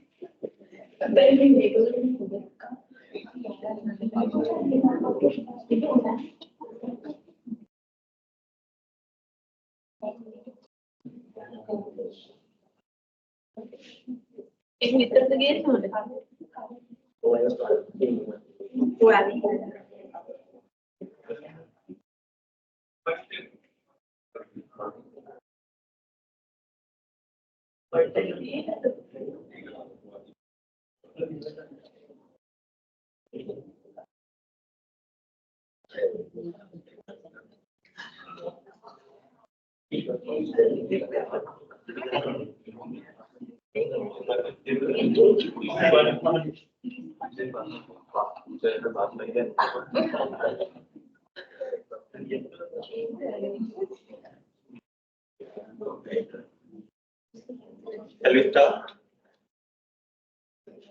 Okay. This is the picture we saw before. We have the total revenue curve, total cost curve, and based on the vertical gap, we drew the profit curve. And before the interval, we saw that the slope of the total cost curve and the slope of the total revenue curve are equal when profit is maximum.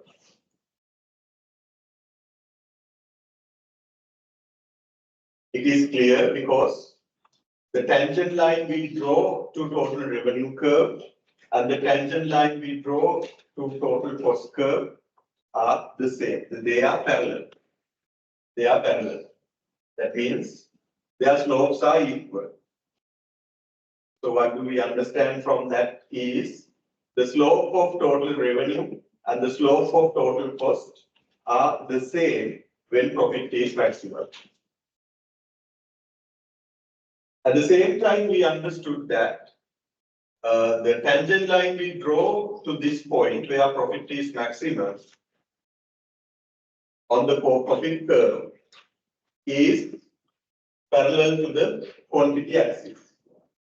The tangent line we draw to the profit curve at the profit maximizing output level is parallel to the quantity axis. So with that, what do we understand is the slope of this tangent line is 0.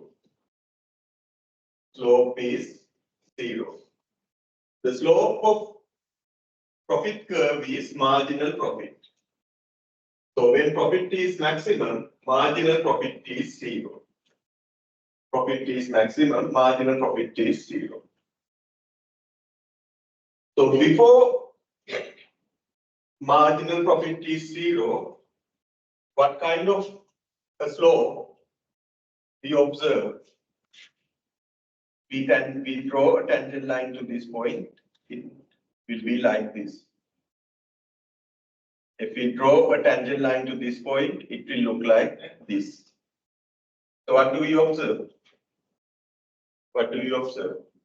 The slope of profit curve at this point and at this point, they are positive. They are positive. Marginal profits are positive.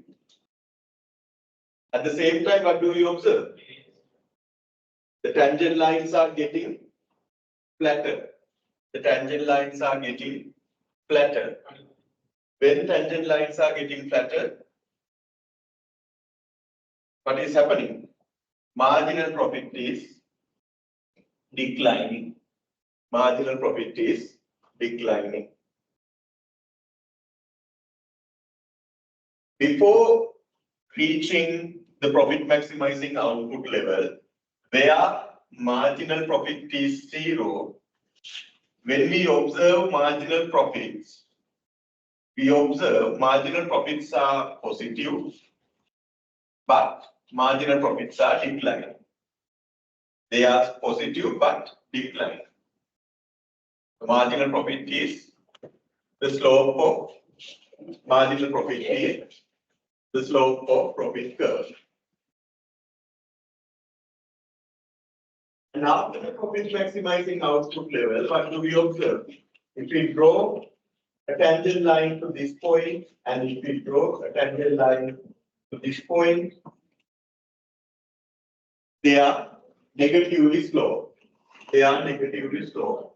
So we observe that marginal profits are negative. Marginal profits are negative. Here, marginal profits are positive and decreasing. Here, marginal profits are negative. You don't have to worry about increasing. So just forget about whether it's increasing or decreasing. It isn't that much important to our discussion, so just forget about it. Just understand that before the profit maximizing output level, where marginal profit is zero, marginal profit is positive. And after the profit maximizing output level, marginal profit is negative.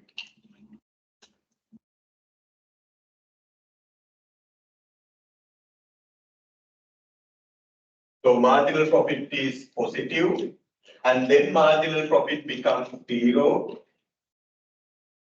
and then marginal profit becomes negative. So positive, zero, negative. This is where profit is maximum.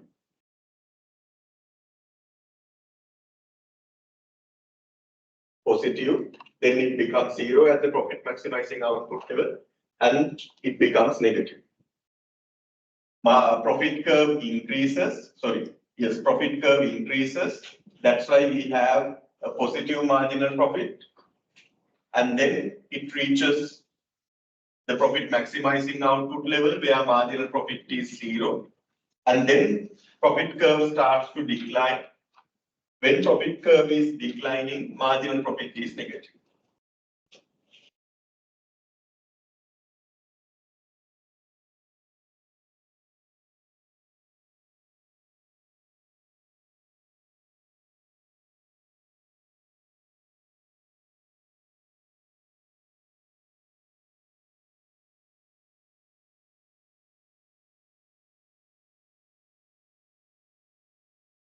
So we learned that profit is total revenue minus total cost. When profit is maximum, marginal profit is 0. When profit is maximum, marginal profit is 0.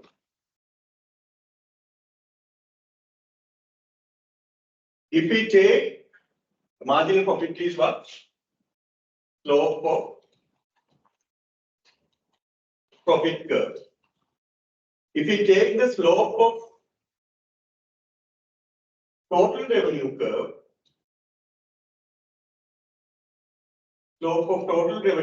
that is marginal revenue. If we take the slope of total cost curve, that is marginal cost. Profit is total revenue minus total cost. When profit is maximum, marginal profit is 0. Marginal profit is the slope of the profit curve. And then take the slope of total revenue, which is marginal revenue. Then take the slope of total cost curve, which is marginal cost. So, parallel to this profit curve, which is total profit, we have a marginal profit equation. Parallel to this profit equation, which is total profit equation, we have marginal profit equation. Marginal profit equation. Marginal profit equals marginal revenue minus marginal cost. So parallel to the total profit equation, we have the marginal profit equation. Total profit equals total revenue minus total cost. Marginal profit equals marginal revenue minus marginal cost.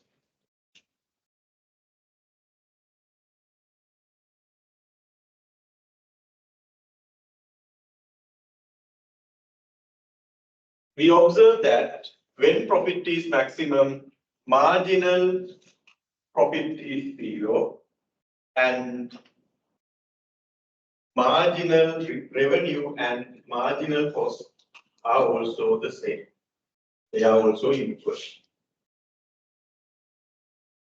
So when marginal revenue and marginal cost are equal, its difference. What happens to its difference?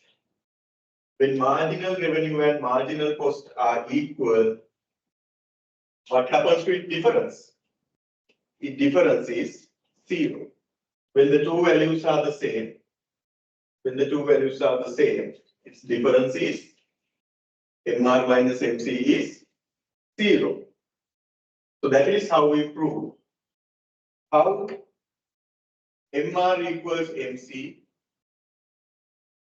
condition is equivalent to the condition of 0 marginal profit at profit maximizing output level. So profit maximizing output level can be interpreted in two ways. Profit maximizing output level is where total profit is maximum. Profit maximizing output level is where total profit is maximum.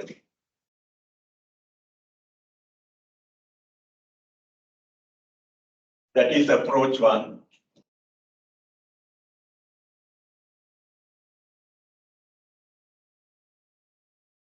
Profit maximizing output level is where total profit is maximum. That is approach 1. The second approach is profit maximizing output level is where total revenue is equal to total cost. That is approach 2.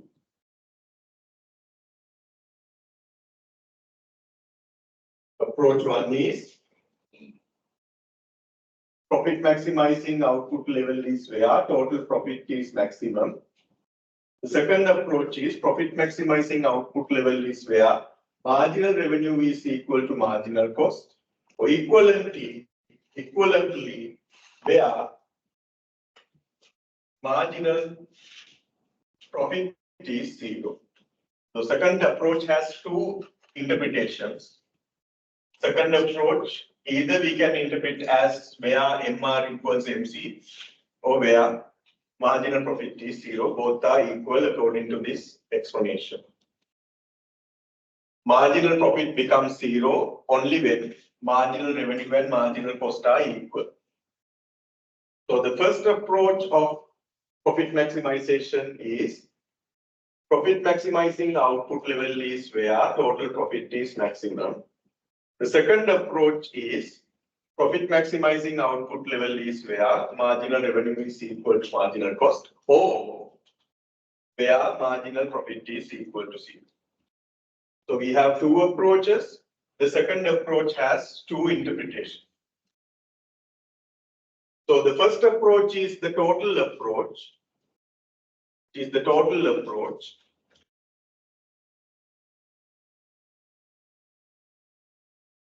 second approach is the marginal approach.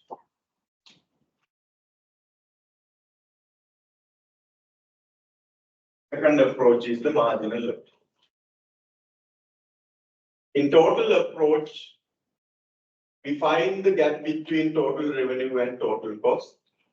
We find the difference between total revenue and total cost, which is profit.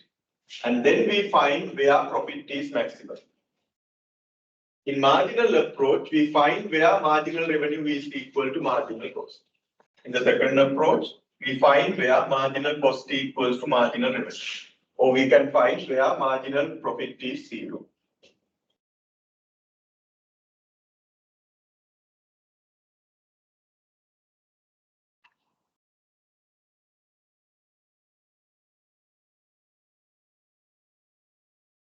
Okay. The graphical representation of the total approach is this. We can show the total approach using this graph. To show the marginal approach, we can use this graph. We have this marginal cost curve. It has a marginal revenue curve. Find where marginal revenue and marginal cost are equal. Where these two values are equal. The value is equal. These two values are equal at this point. And that is the point where profit is maximum.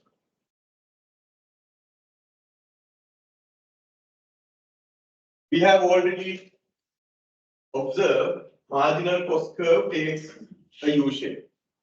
From the previous session, we learned that marginal cost curve takes a U shape. Average cost also takes a U shape. Marginal cost takes a U shape. Average cost also takes a U shape. And one important characteristic is marginal cost. Marginal cost goes through the minimum point of average cost.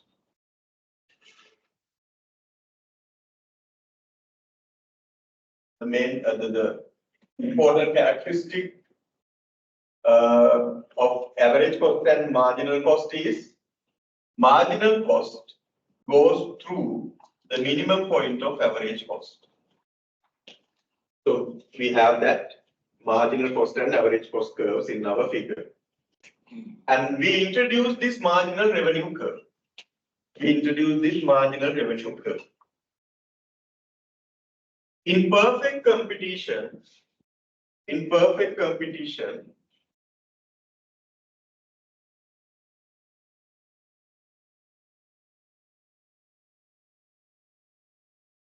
for a firm,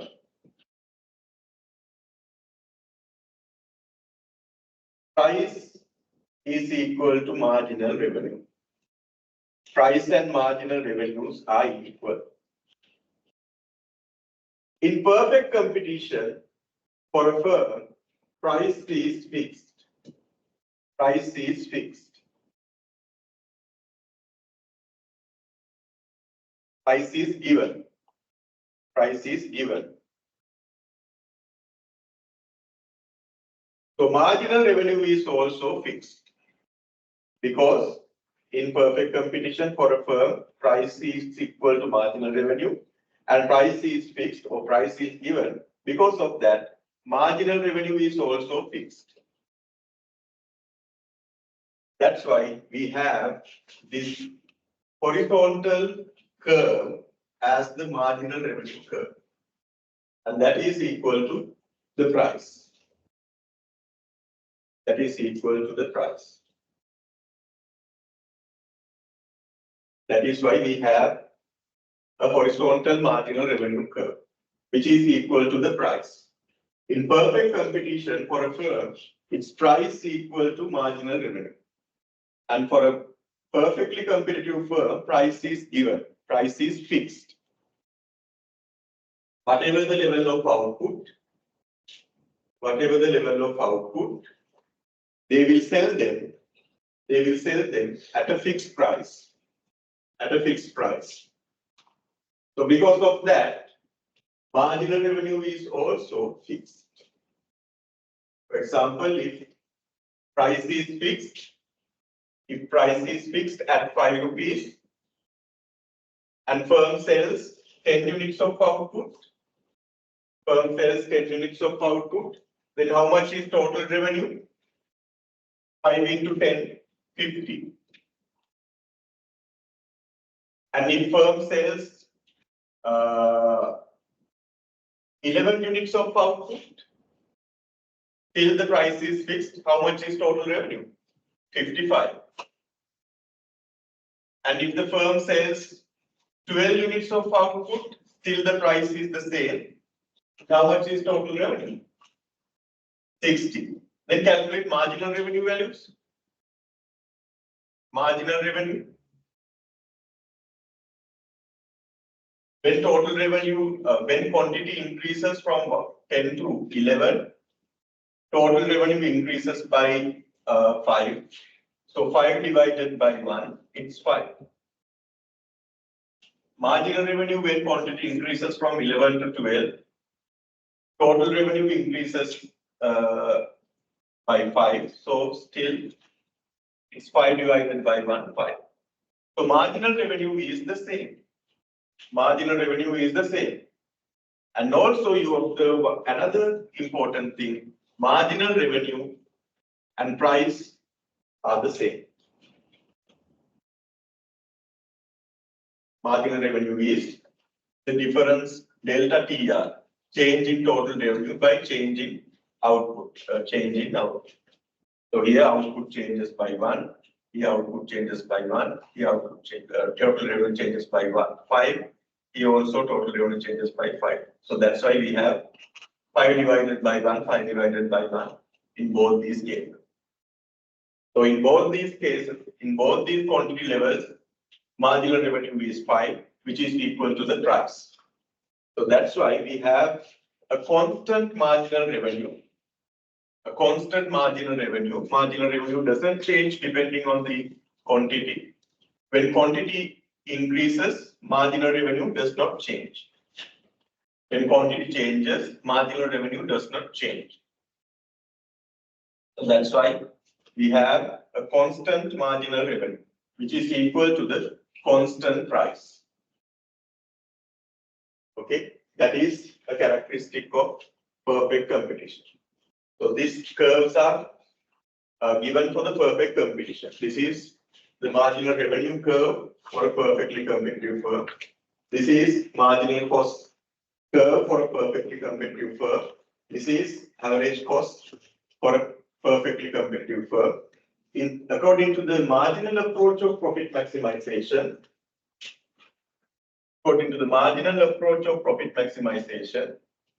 marginal revenue should be equal to marginal cost. When we observe this graph, this is marginal cost, this is marginal revenue. Marginal revenue and marginal cost values are the same. They are equal at this point. So the corresponding output level becomes the profit maximizing output level. So that is the marginal approach. That is the marginal approach. Clear? Any questions? So profit maximization has two approaches. The first approach is total approach. In total approach, we find profit maximizing output level where the total profit is maximum. We can find it by observing the gaps, the vertical gap between total revenue curve and total cost curves. In marginal approach, we find the profit maximizing output level where total revenue and where marginal revenue and marginal cost values are the same. In marginal approach, we find profit maximizing output level where marginal cost and marginal revenue values are the same. Alternatively, where marginal profit is zero. Because marginal profit is marginal revenue minus marginal cost. To have zero for marginal profit,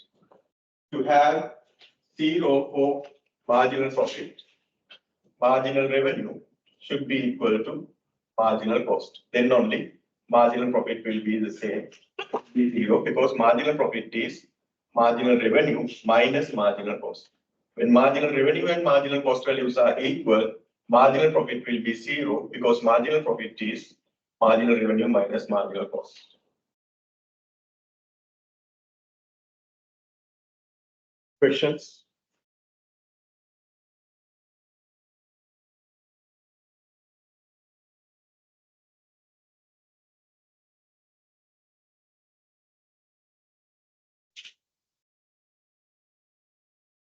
So you don't want to understand these first order conditions and second order conditions. So most of you maybe you haven't learned differentiation. To understand these concepts, you should be familiar with differentiation rule, differentiation concepts. First derivation of profit functions are necessary.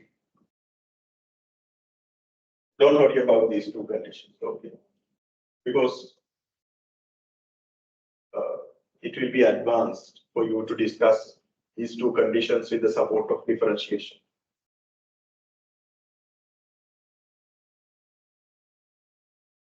This is the end of this session. Now we can start next session, which is on perfect competition.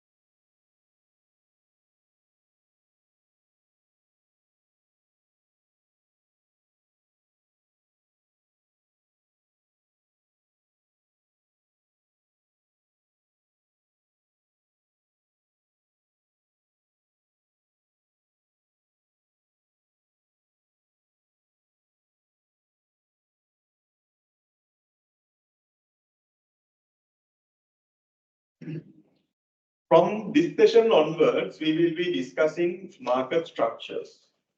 Market structures. There are four main types of market structures.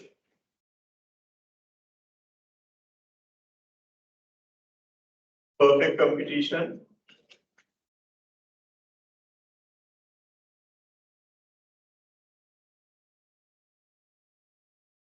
monopoly,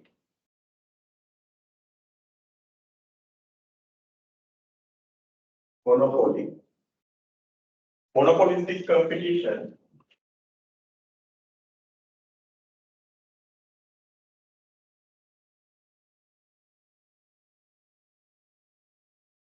and oligopoly.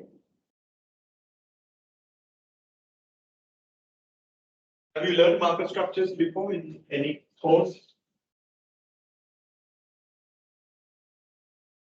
Yes. Yeah. A-level. Those who have learned A-level economics should be familiar with these market structures. Perfect competition, monopolistic competition, oligopoly, and monopoly. So if we put these market structures in an arrow, monopoly is on one extreme, perfect competition is on the other extreme, and in between we have monopolistic competition and oligopoly. The competition is the highest, the maximum with perfect competition. The competition among firms is the maximum is the maximum in perfect competition. And the competition is the lowest. The competition is the lowest in monopoly. So those are the two extreme cases, perfect competition and monopoly. Closer to perfect competition, we have monopolistic competition. Closer to perfect competition, we have monopolistic competition.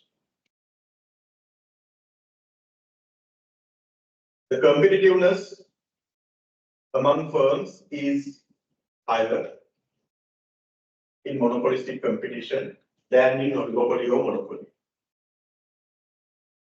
But the competition is lower compared to perfect competition. So competition is the highest here. Competition is the lowest here. Competition is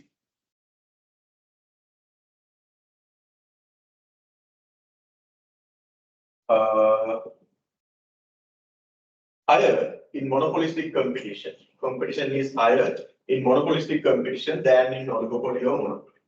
But the competition in monopolistic competition is lower than the competition in perfect competition. And then we have oligopoly. Oligopoly market structure is very much closer to monopoly.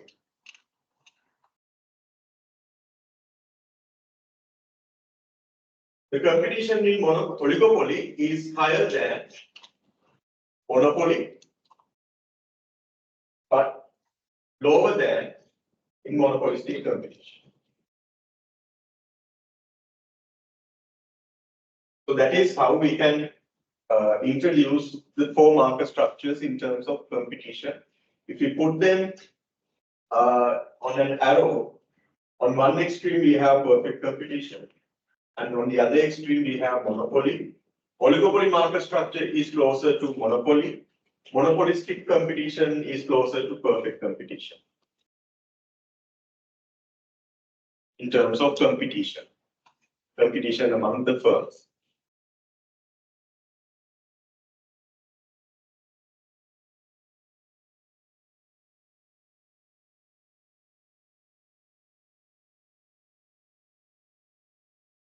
When we move from this end to this end, competition falls. Competition falls, and it will be lowest. It will be the lowest in monopoly.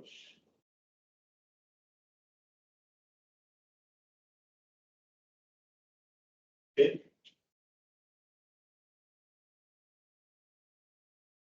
A perfectly competitive market is one in which there is a large number of buyers and sellers.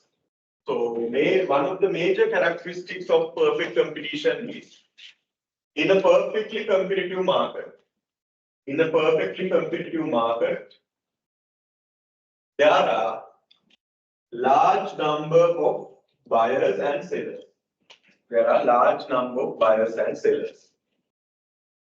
That is one of the major characteristics of a perfectly competitive market.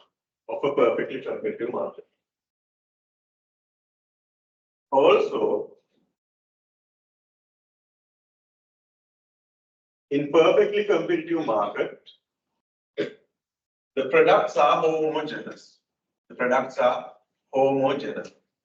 That means products are identical.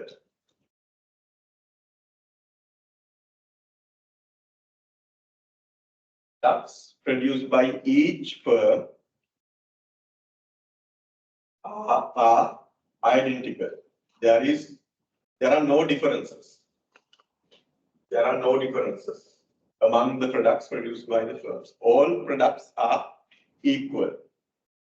They are the same.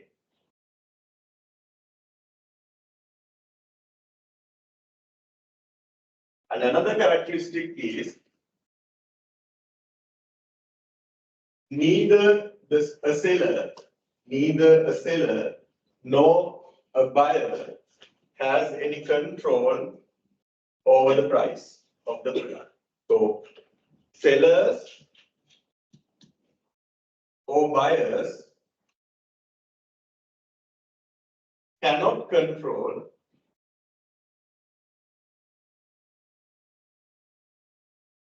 the market price.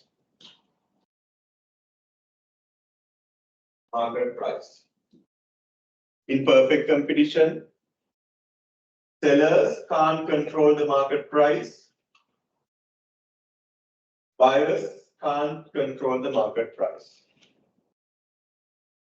By changing the number of units they sell, if they change their units of the number of units of their sales, number of units they sell, they can't control the market price.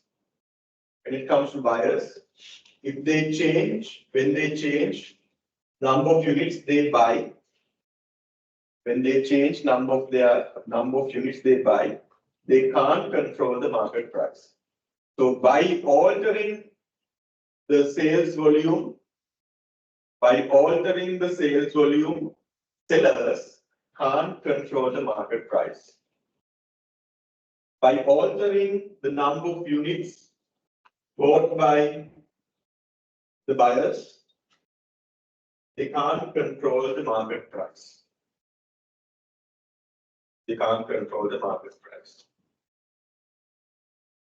Also, there is another characteristic. Firms can freely enter and exit the market. Firms can freely enter and exit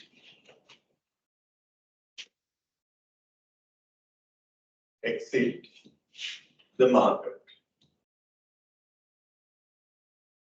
There are no barriers to enter the market. There are no barriers to exit the market. They can freely do that. They can freely enter the market. They can freely exit the market.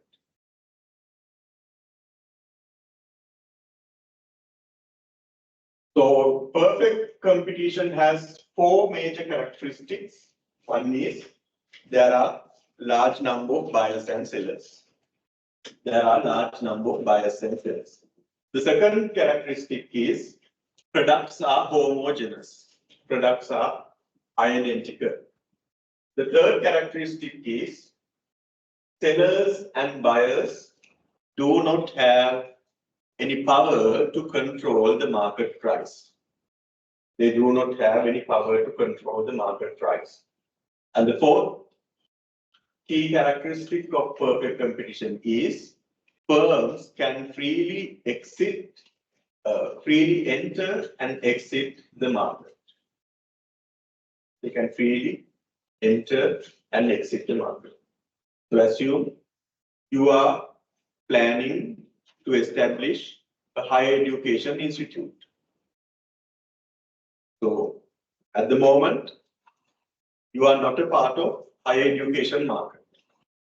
If higher education market is perfectly competition, which is not actually. Assume that higher education market is perfectly competitive.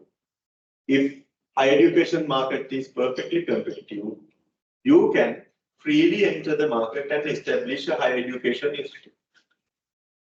And if it is loss-making, it should no longer be viable to continue the business, you can exit the market even without any barrier, without any restriction. So no one is there to impose restrictions.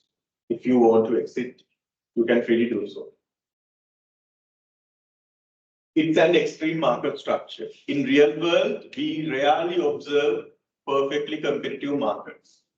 There are some closed market structures to perfect competition, but perfect competition is almost a rare phenomenon. It's very rare, very rare. But there are some closed situations.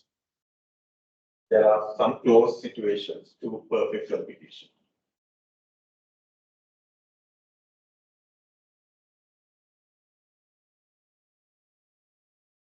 For example, X market, X, there are many. There are large number of buyers and sellers. Not the number of producers are not. When it comes to when it comes to sellers, yes, it's a big number. So we can buy X from retail stores or supermarkets anywhere. So number of sellers are very high. Number of buyers are also a large number. And the products are homogeneous. Products are homogeneous to some extent, but there are some variations as well. Some eggs are big in size, some eggs are small in size. So there are some variations among the eggs produced by each producer. And when it comes to price control, yes, there are some price control ability rests with the sellers. Sellers can decide its price to some extent. So even though X market is closer to perfect competition, it's not purely a perfectly competitive market. Sellers can change their price to some extent. So price in one retail store may be different from the price in another retail store. That is why we say price, the sellers have some control over the price. And also, it's not that much easy to enter the market. There may be some restrictions, maybe because of competition coming from other firms. There may be some restrictions to enter the market. To exit the market, it's also will be difficult because the firm has already invested a big amount of capital in their business. So exiting the business, exiting the market is also not that much easy. So even though X market is a close example to perfect competition, it's not purely a perfectly competitive market structure. There are some characteristics which are in X market which are closer to perfect competition, but other characteristics are not closer to perfect competition.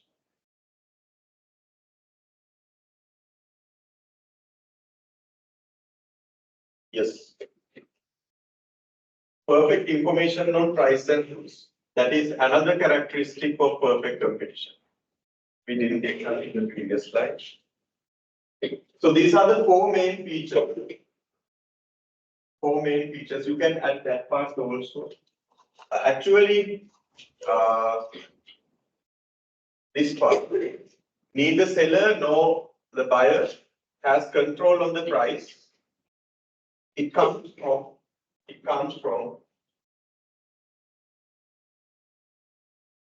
a combination of these features.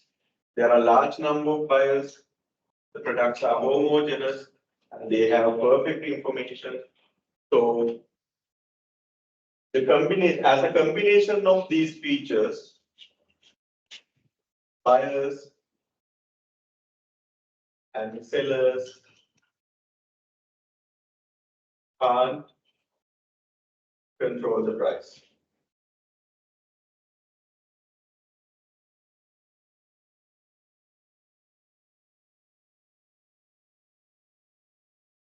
Buyers and sellers can't control the price, and it's a result of this feature. This feature is a result of these three characteristics, these three features. When there are a large number of buyers and sellers, and when the product is homogeneous, and when both buyers and sellers have perfect information about the price, buyers and sellers can't control the price. So rather than introducing it as a separate feature, we don't actually need to introduce it as a separate feature. The first feature is large number of buyers and sellers. The second feature is product homogeneity. Third feature is no entry and exit barriers. And the fourth feature is perfect information on price and goods. So that is enough. We don't want to mention this. We don't want to mention this because this is implied by these three features. This is implied by those three features, so we don't want to mention this explicitly. If you are asked to mention the features of competition, it's enough if you list down these four. Large number of buyers and sellers, product homogeneity, no entry, no exit barriers, and perfect information on price and goods. So those are the features of perfect competition.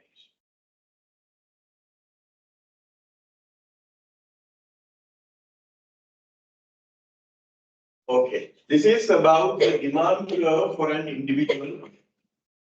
Now we are talking about a firm, an individual firm in perfectly competitive market. In a perfectly competitive market.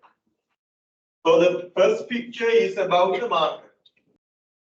The first picture is about the market. It shows market demand and market supply. In demand theory, you learn that demand curve is downward sloping. In supply theory, you learn that supply curve is upward sloping. So these are the typical shapes of supply and demand curves in a market. So the first figure is about the perfectly competitive market. This is the demand and supply curves of a perfectly competitive market. And the second figure is about the demand curve for an individual firm in the perfectly competitive market. That is, this is for the entire market. This is the market demand. This is the market supply. And this figure is for a firm in the perfectly competitive market. This is for a single firm. This is for a single firm in perfectly competitive market. So with the interaction of market demand and market supply,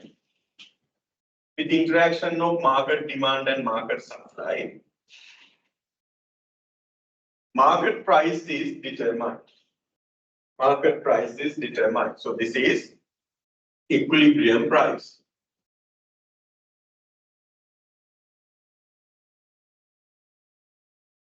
At the equilibrium, this is the price. And at the equilibrium, this is the quantity that market supply, that the entire market supplies. Equilibrium quantity.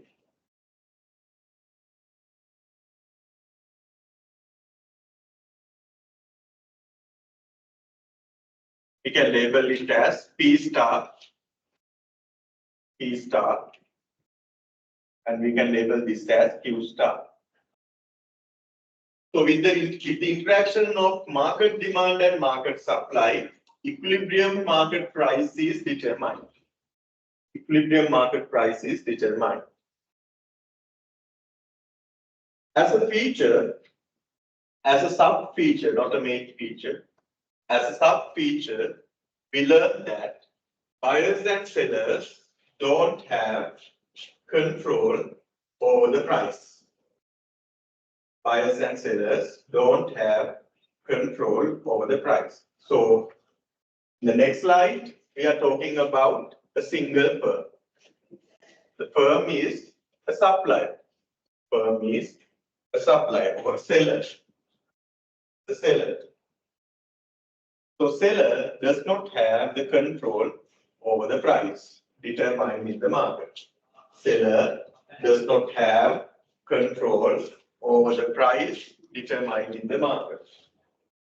Seller can't change a single seller can't control the market price. Market price. So whatever the market price determined in the market, whatever the equilibrium price determined in the market, has to be taken by this single firm as its price. Has to be taken by a single firm as its price. And at this price, this single firm is willing to supply any amount of quantity. Any amount of quantity. At this price, the firm is willing to supply any amount of quantity. So this becomes the demand curve for the firm. The demand curve for the firm.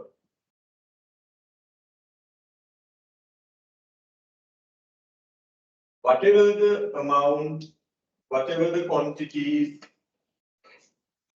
buyers demand, whatever the quantities buyers demand,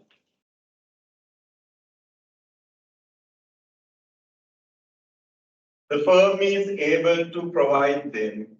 The firm is able to provide them at the price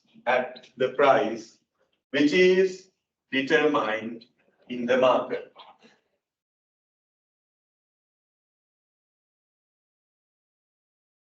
So because of that, we call this single firm as a price taker. As a price taker. This firm is a price taker.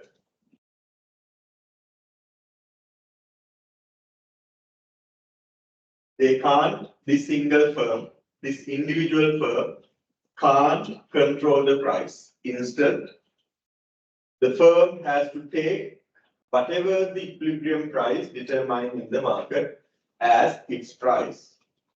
And then the firm can fulfill whatever the demand, whatever the amount of demand buyers demand, whatever the quantity buyers demand can be fulfilled by this firm at this price, So that is why the firm's demand curve becomes a horizontal line. Because of that, we call this firm, this individual firm is a price taker. This individual firm takes the price. This individual firm takes the price determined in the market.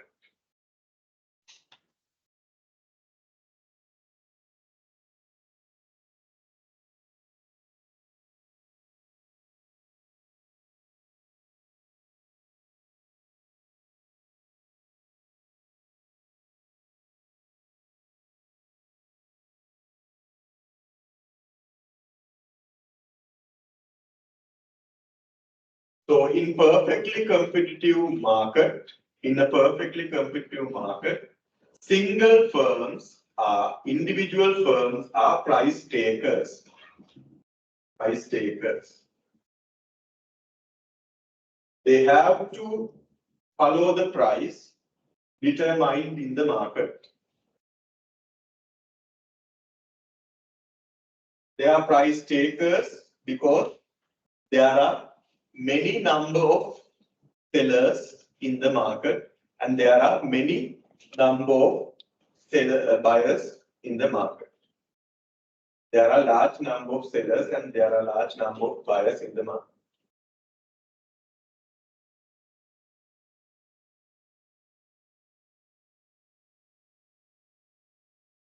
So assume rather than following the equilibrium price determined in the market, the firm increases its price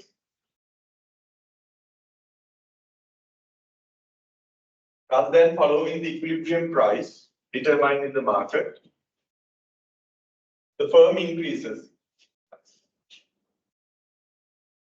Firm increases its price. What happens? Will buyers buy from this single supplier? No, because there are many firms operating in the market. Buyers will move to those firms rather than buying from this company. Rather than buying from this firm, they will move to the other firms. And also, rather than following the market price, this firm decides to charge a lower price. This firm decides to charge a lower price. Will it be beneficial to this firm? Not really. Not really. Because there are many sellers in the market. By charging a lower price, they will not be able to cover their cost. They will not be able to cover their cost. So that they will not charge a lower price. They will not charge a lower price. So by changing the price, they won't be able to control the equilibrium price determined in the market. If they increase the price, buyers will move to other firms. And also it is not necessary. It's not necessary to lower the price. Not necessary to lower the price. They can, it's actually, they will not decide to even hold the price, lower the price, because they can sell at a higher price. So if they can charge a higher price, why do they charge a lower price? It's not meaningful, not beneficial to the firm.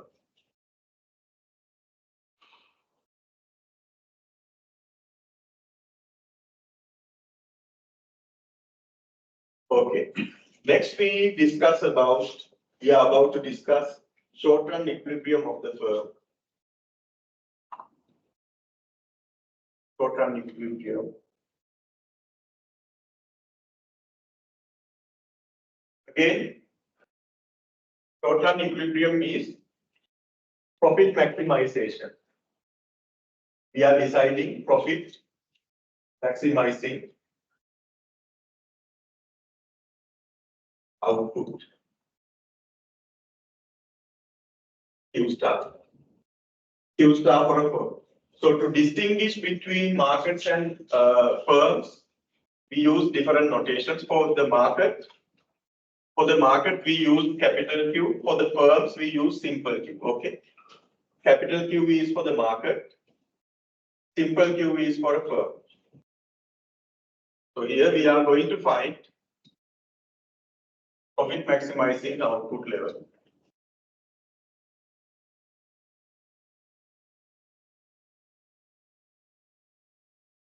Profit maximizing output level for a firm, for a perfectly competitive firm.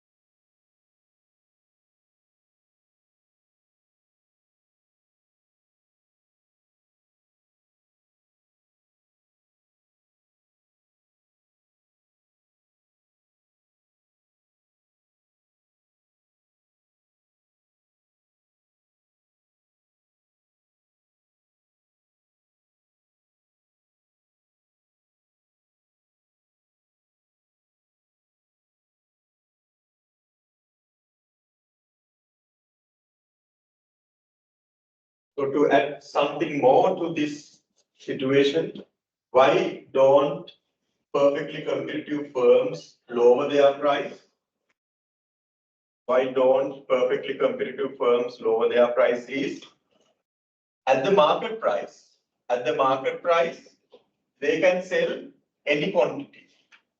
They can sell any quantity. At the market price, they can sell any quantity. Firms usually lower their price for what? Usually firms lower their price for what? To increase their sales. To increase their sales. That means to increase their quantity. Firms that usually fall their price, they reduce their prices in order to increase sales. By lowering this price, lowering this price is not necessary for a perfectly competitive firm.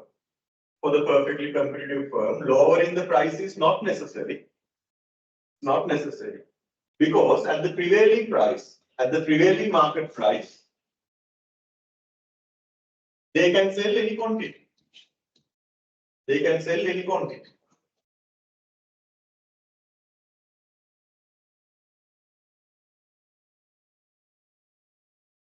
So lowering price is not necessary. Lowering price and increasing output is not necessary here because at the prevailing market price, they can sell any quantity.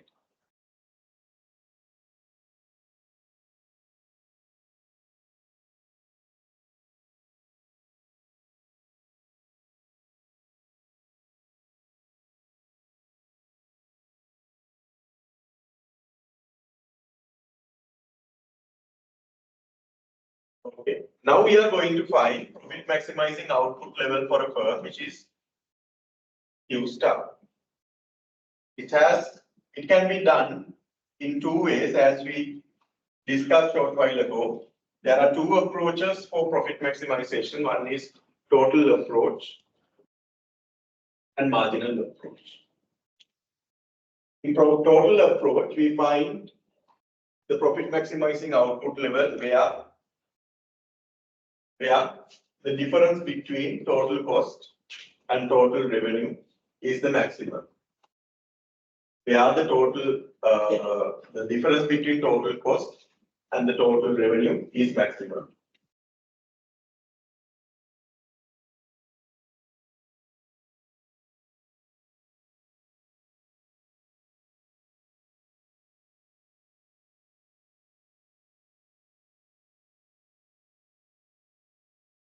The firm is in equilibrium when it maximizes its profits, defined as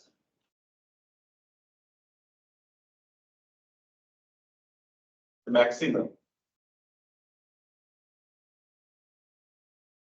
difference between total cost and total revenue. The maximum difference between total cost and total revenue.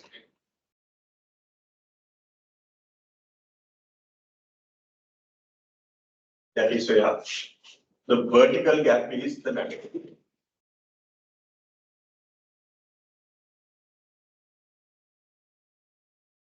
When we find the largest gap between total revenue and total cost, that is where profit is maximum. That is where we find the output level.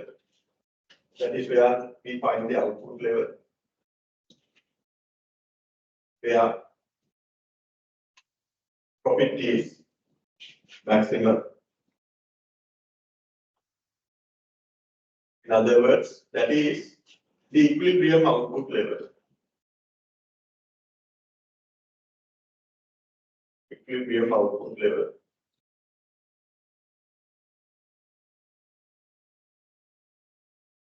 We can denote it as Q star or QE in either way.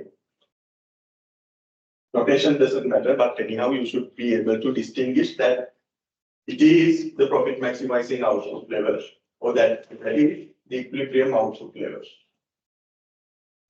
In the short run, this is about the short run because we have an amount of fixed cost. We have fixed cost.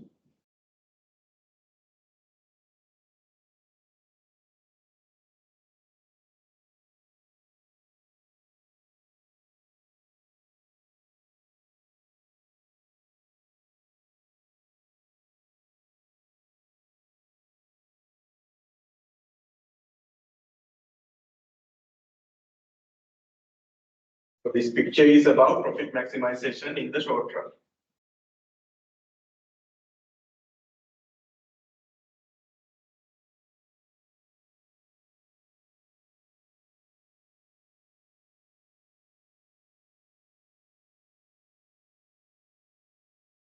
So equilibrium output and profit maximizing output both are the same concepts.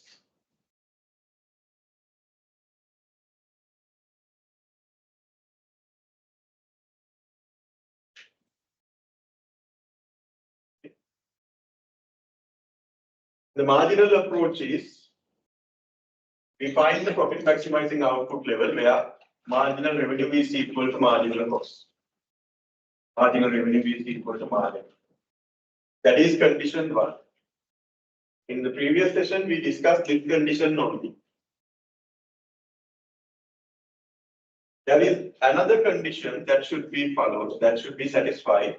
That is, slope of marginal cost should be equal to should be greater than slope of marginal revenue. It is because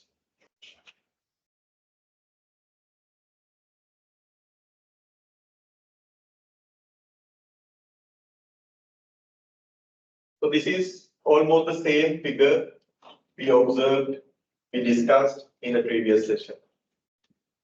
Can you remember? In the previous session also we discussed the marginal approach using curves. I told that this is marginal cost, this is average cost.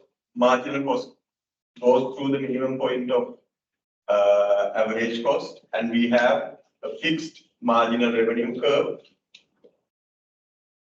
horizontal marginal revenue curve, which is equal to the price, and we find the profit maximizing output level or the equilibrium output level where marginal revenue equals to price, marginal cost.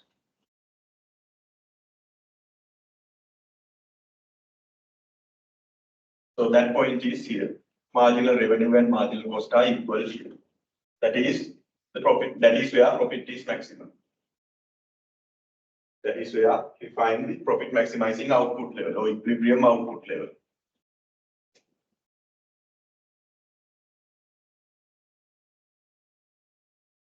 Marginal revenue is this much. Average cost is this much at the profit maximizing output level.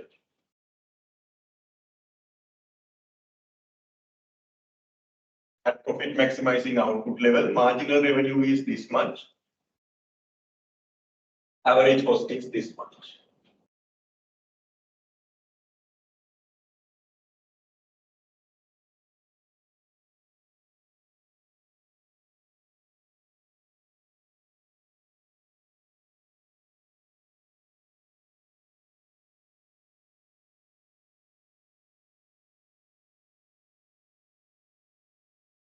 In perfect competition, short while ago, we learned that price and marginal revenue are equal. Price and marginal revenue are equal. Yes, it was in the previous session. In the previous session, we learned that in perfect competition, marginal revenue and price are equal. If the price is 5, which is the market equilibrium price, it's fixed. When output level is 10, 11, 12, total revenue 50, 55, 60, marginal revenue will be 5, 5. So marginal revenue and price are the same in perfect competition. So this is price and this is marginal revenue. Also we can show this. Demand for the demand curve for the this is the demand curve. So you can identify it as marginal revenue curve or as the demand curve. Demand curve shows the relationship between price and quantity. Price and quantity. Demand curve shows the relationship between price and quantity.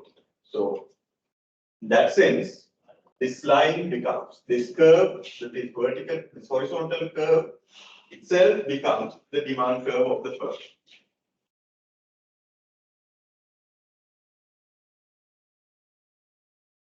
So marginal revenue is equal to price. So the profit maximizing condition I extend as this. P equals MR, MR equals MC. So alternatively, we can write P equals MC is the profit maximizing condition in perfect competition, because in perfect competition, P and M are equal. P and M are equal. So alternatively, the profit maximizing condition for perfect competition, for a perfectly competitive firm, profit maximizing condition for a perfectly competitive firm can be alternatively expressed as P equals MC. This is also correct. This is the original condition. Since P and M are equal in perfect competition, the profit maximizing condition for a perfectly competitive firm can be alternatively expressed as this. This is only true. This is true only for a perfectly competitive firm.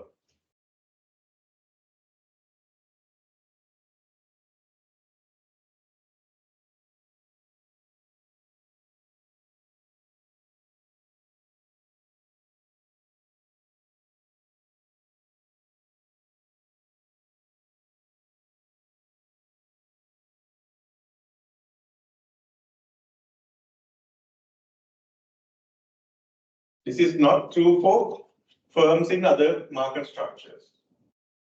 Because in other market structures, price does not equal to marginal revenue.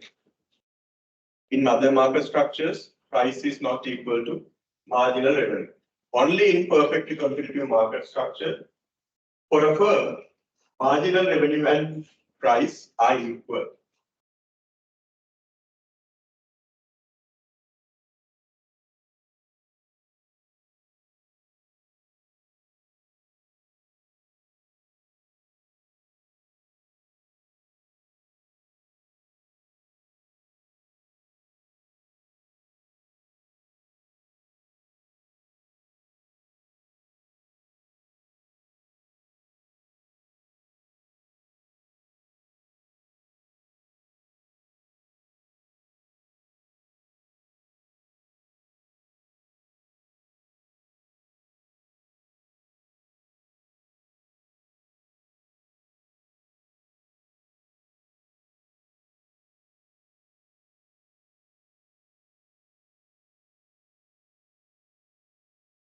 Profit is total revenue minus total cost.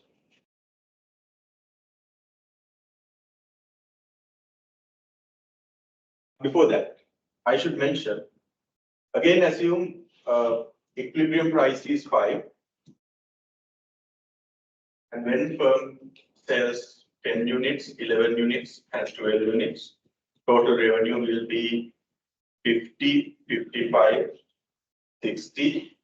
Marginal revenue which is delta TR over delta Q, will be 5, 5. And what about average revenue? What about average revenue? How to calculate average revenue? TR divided by Q. What about average revenue? TR divided by Q. 50 divided by 10 is 5. 55 divided by 11 is 5. 60 divided by 12 is 5. So in perfect competition, price is equal to MR as well as price is equal to AR. So this is AR, MR, and also it becomes the demand.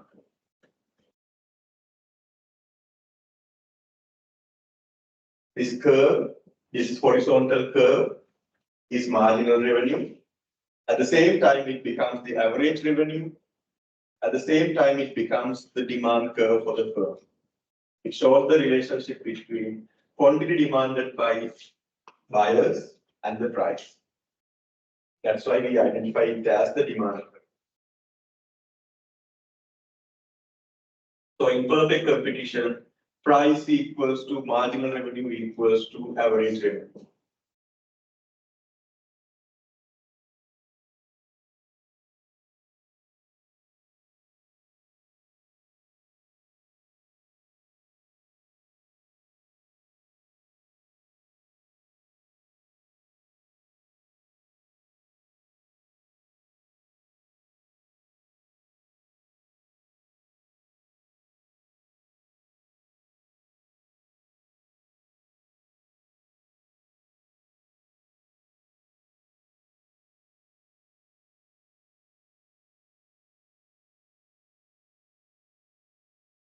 Okay.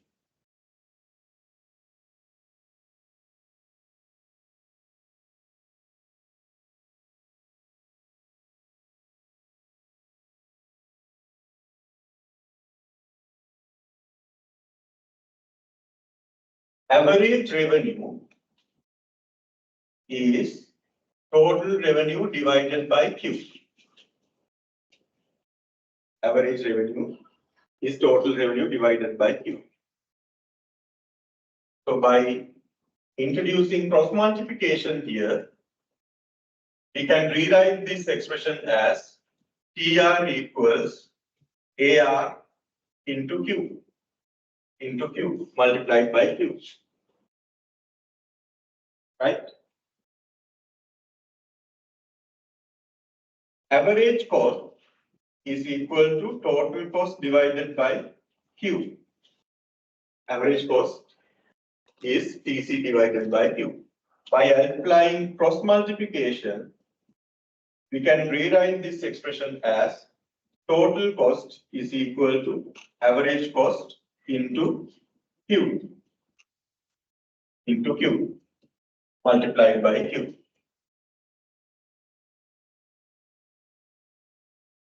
Similarly, average profit is total profit divided by Q. Average profit means profit per unit of output. So by applying cross multiplication here, we can write this as total profit equals average profit multiplied by Q. Multiplied by Q. So with the understanding of these three alternative formulas for profit, total revenue, and total cost, I'm going to rewrite this expression as for profit, I'm going to substitute this. For the profit, I'm going to substitute this. Average profit into Q. Average profit into Q. Equal, instead of TR, I'm going to replace this. I'm going to substitute this. AR into Q. AR into Q. Instead of TC, I'm going to substitute this minus AC into Q.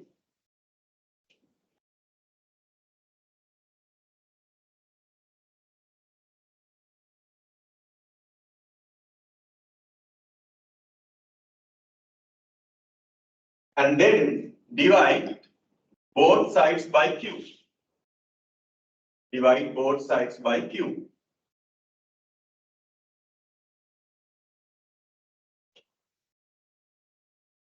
What do we get now? These Q's will be get cancelled out. We have average profit equals average revenue minus average cost. Average profit equals average revenue minus average cost. Since average revenue is equal to price, I can rewrite this as average profit equals P minus AC. P minus AC. Average profit equals P minus AC.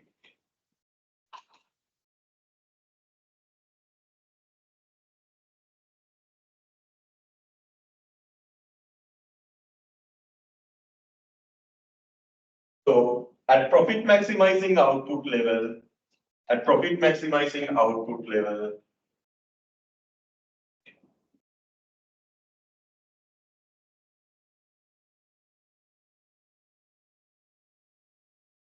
this is the price.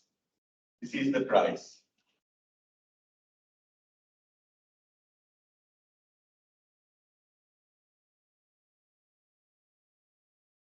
At profit maximizing output level, this is average cost. This is average cost.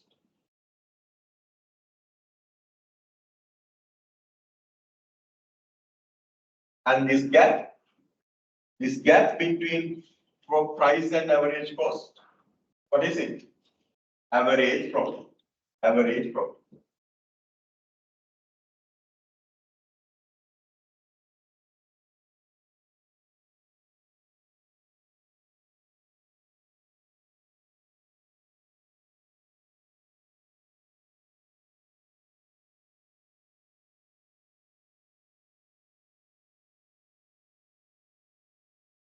So the gap between marginal revenue curve and the average cost curve is average profit. Gap between marginal revenue curve and average cost curve is marginal, so is average profit, the average profit.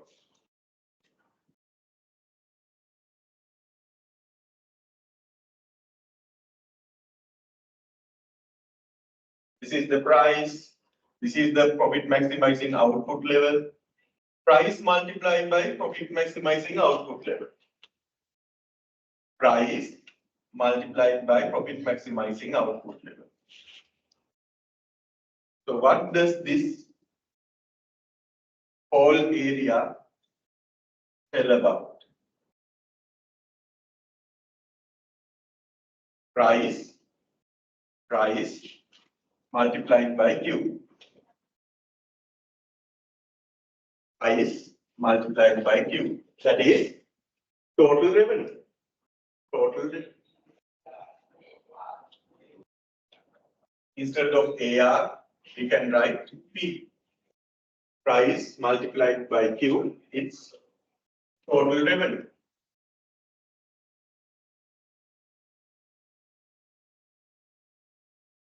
Average cost. At profit maximizing output level, this is the average cost.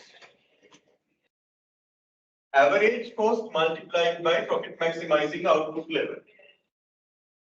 Average cost multiplied by profit maximizing output level.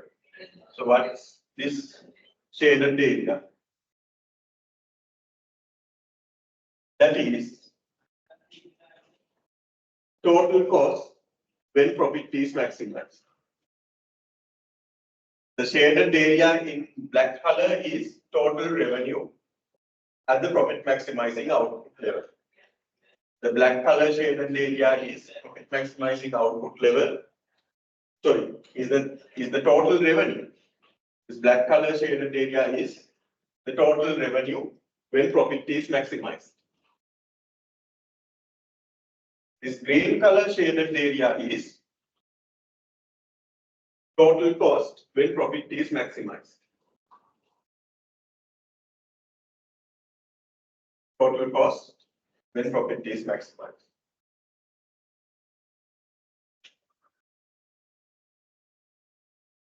What about this gap?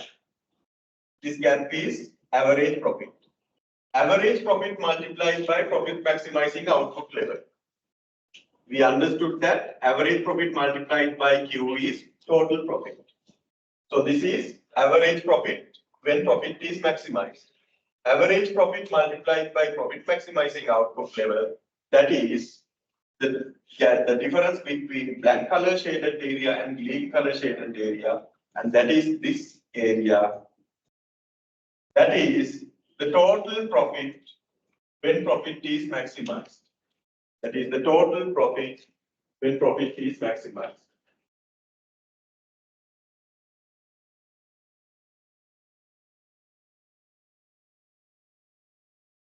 That is the total profit when profit is maximized. In other words, that is the maximum profit. That is the maximum profit.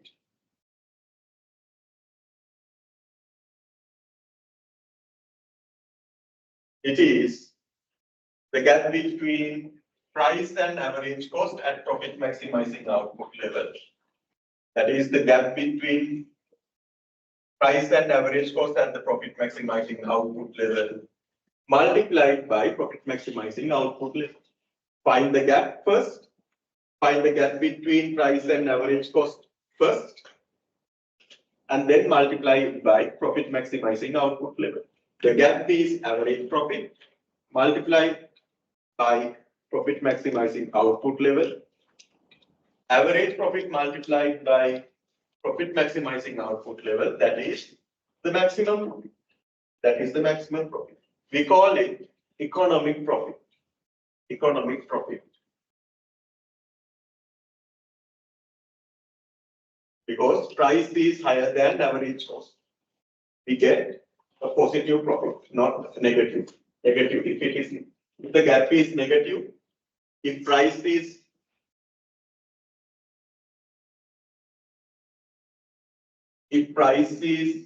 lower than average cost, then there will be a negative gap. That means the firm is occurring a loss. But here in this graph, we have a positive gap. Price is higher than average cost. In our case, we have a positive gap. Price is higher than the average cost. So there is a profit. That is called economic profit. If the gap is negative, we call it an economic loss. If the gap is negative, we call it an economic loss.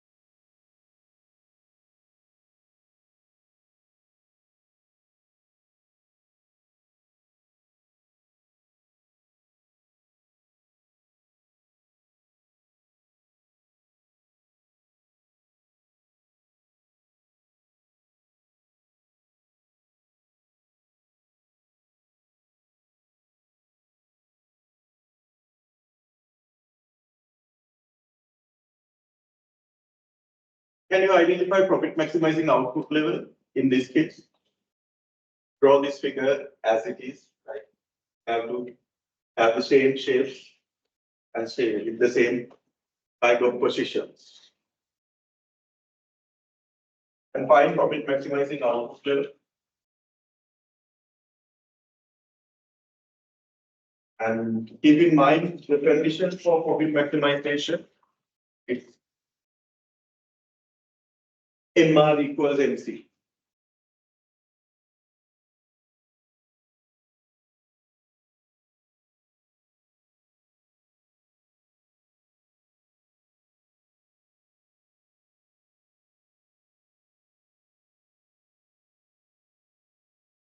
What is it? What's the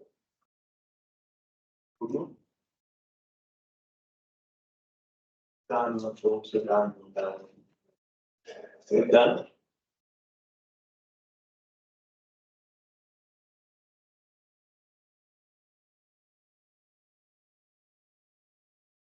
Oh, yes.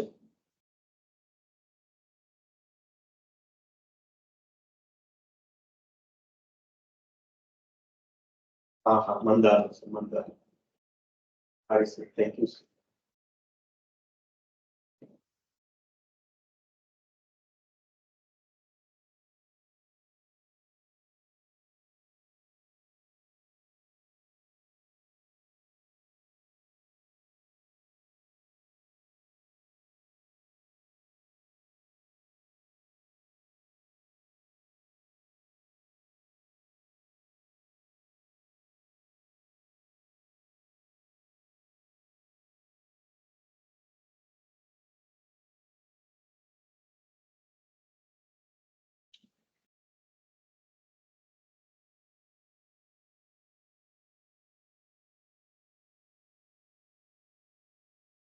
So where do you find the profit maximizing output levels? The condition is MR should be equal to MC. So this is one point. We have another point where MR is equal to MC. Here. So we have two levels. We have two levels for profit maximizing output level. Which is correct? Which is the true profit maximizing output level. Compare this point. This is the price. And where AC lies somewhere above. AC is here.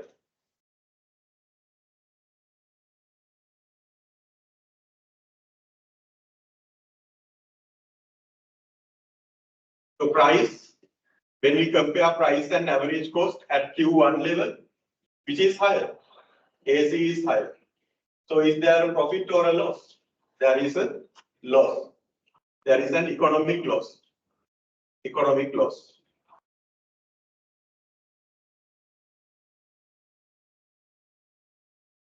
When we talk about the second point, price is this much, and average cost is this much. Average cost is this much. So the gap between price and AC. P is higher than AC, so there is an economic profit. There is an economic profit. So Q2 is the profit maximizing output level, not Q1. Even though the profit maximizing condition is there with Q1 level of output, it's not profit maximizing. It's not really profit maximizing because at this point, you see there is a loss. There is a loss.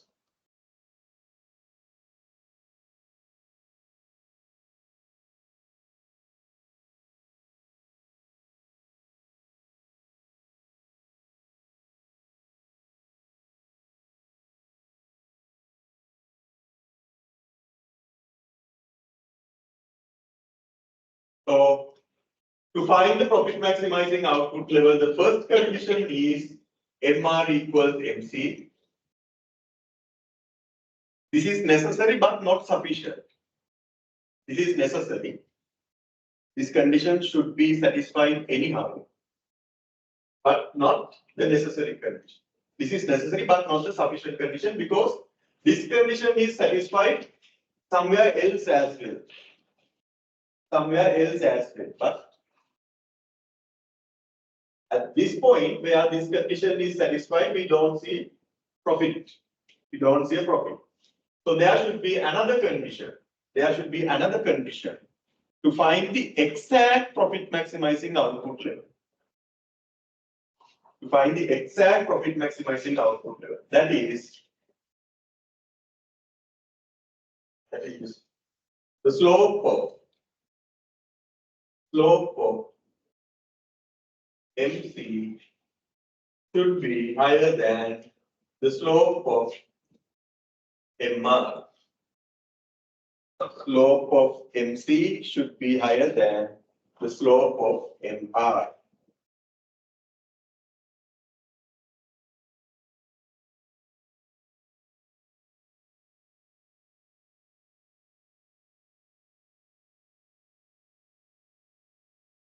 At this point, at Q2 level,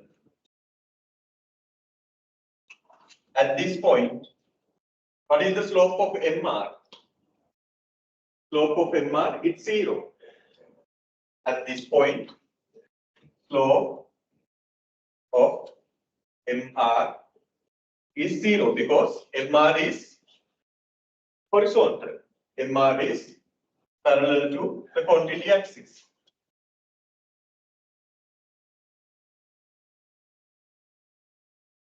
And what about the slope of MC? Slope of MC. It's upward sloping. It's upward sloping. For an upward sloping curve, the slope is positive. Slope is positive.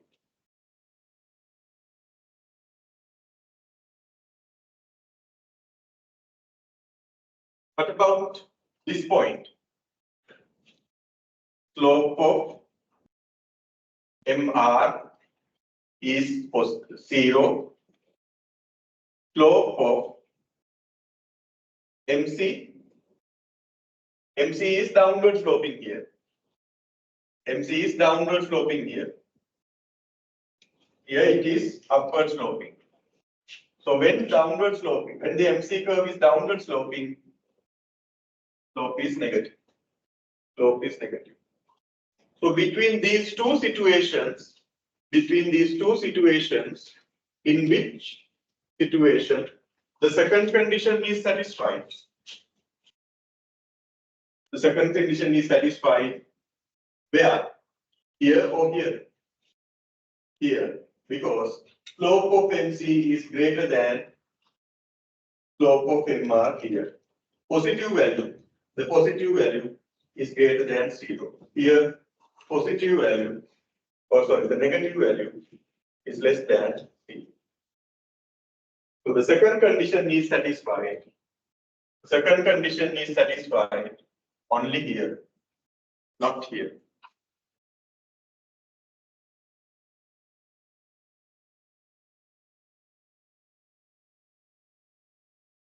Slope of MR is, sorry, slope of MC is greater than slope of MR only here.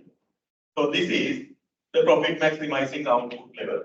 Both conditions are satisfied here. So to mention this condition in other words, at the profit maximizing output level, MR should be equal to MC. At the same time, MR curve should be upward sloping. MR curve should be upward sloping. Sorry, MC curve should be upward sloping with the horizontal MR curve.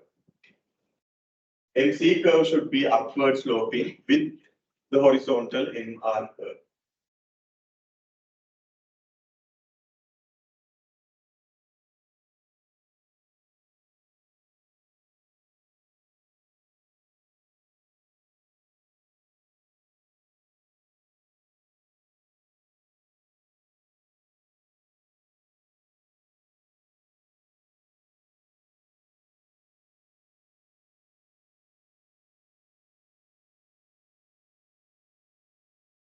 Okay, we can finish this class too.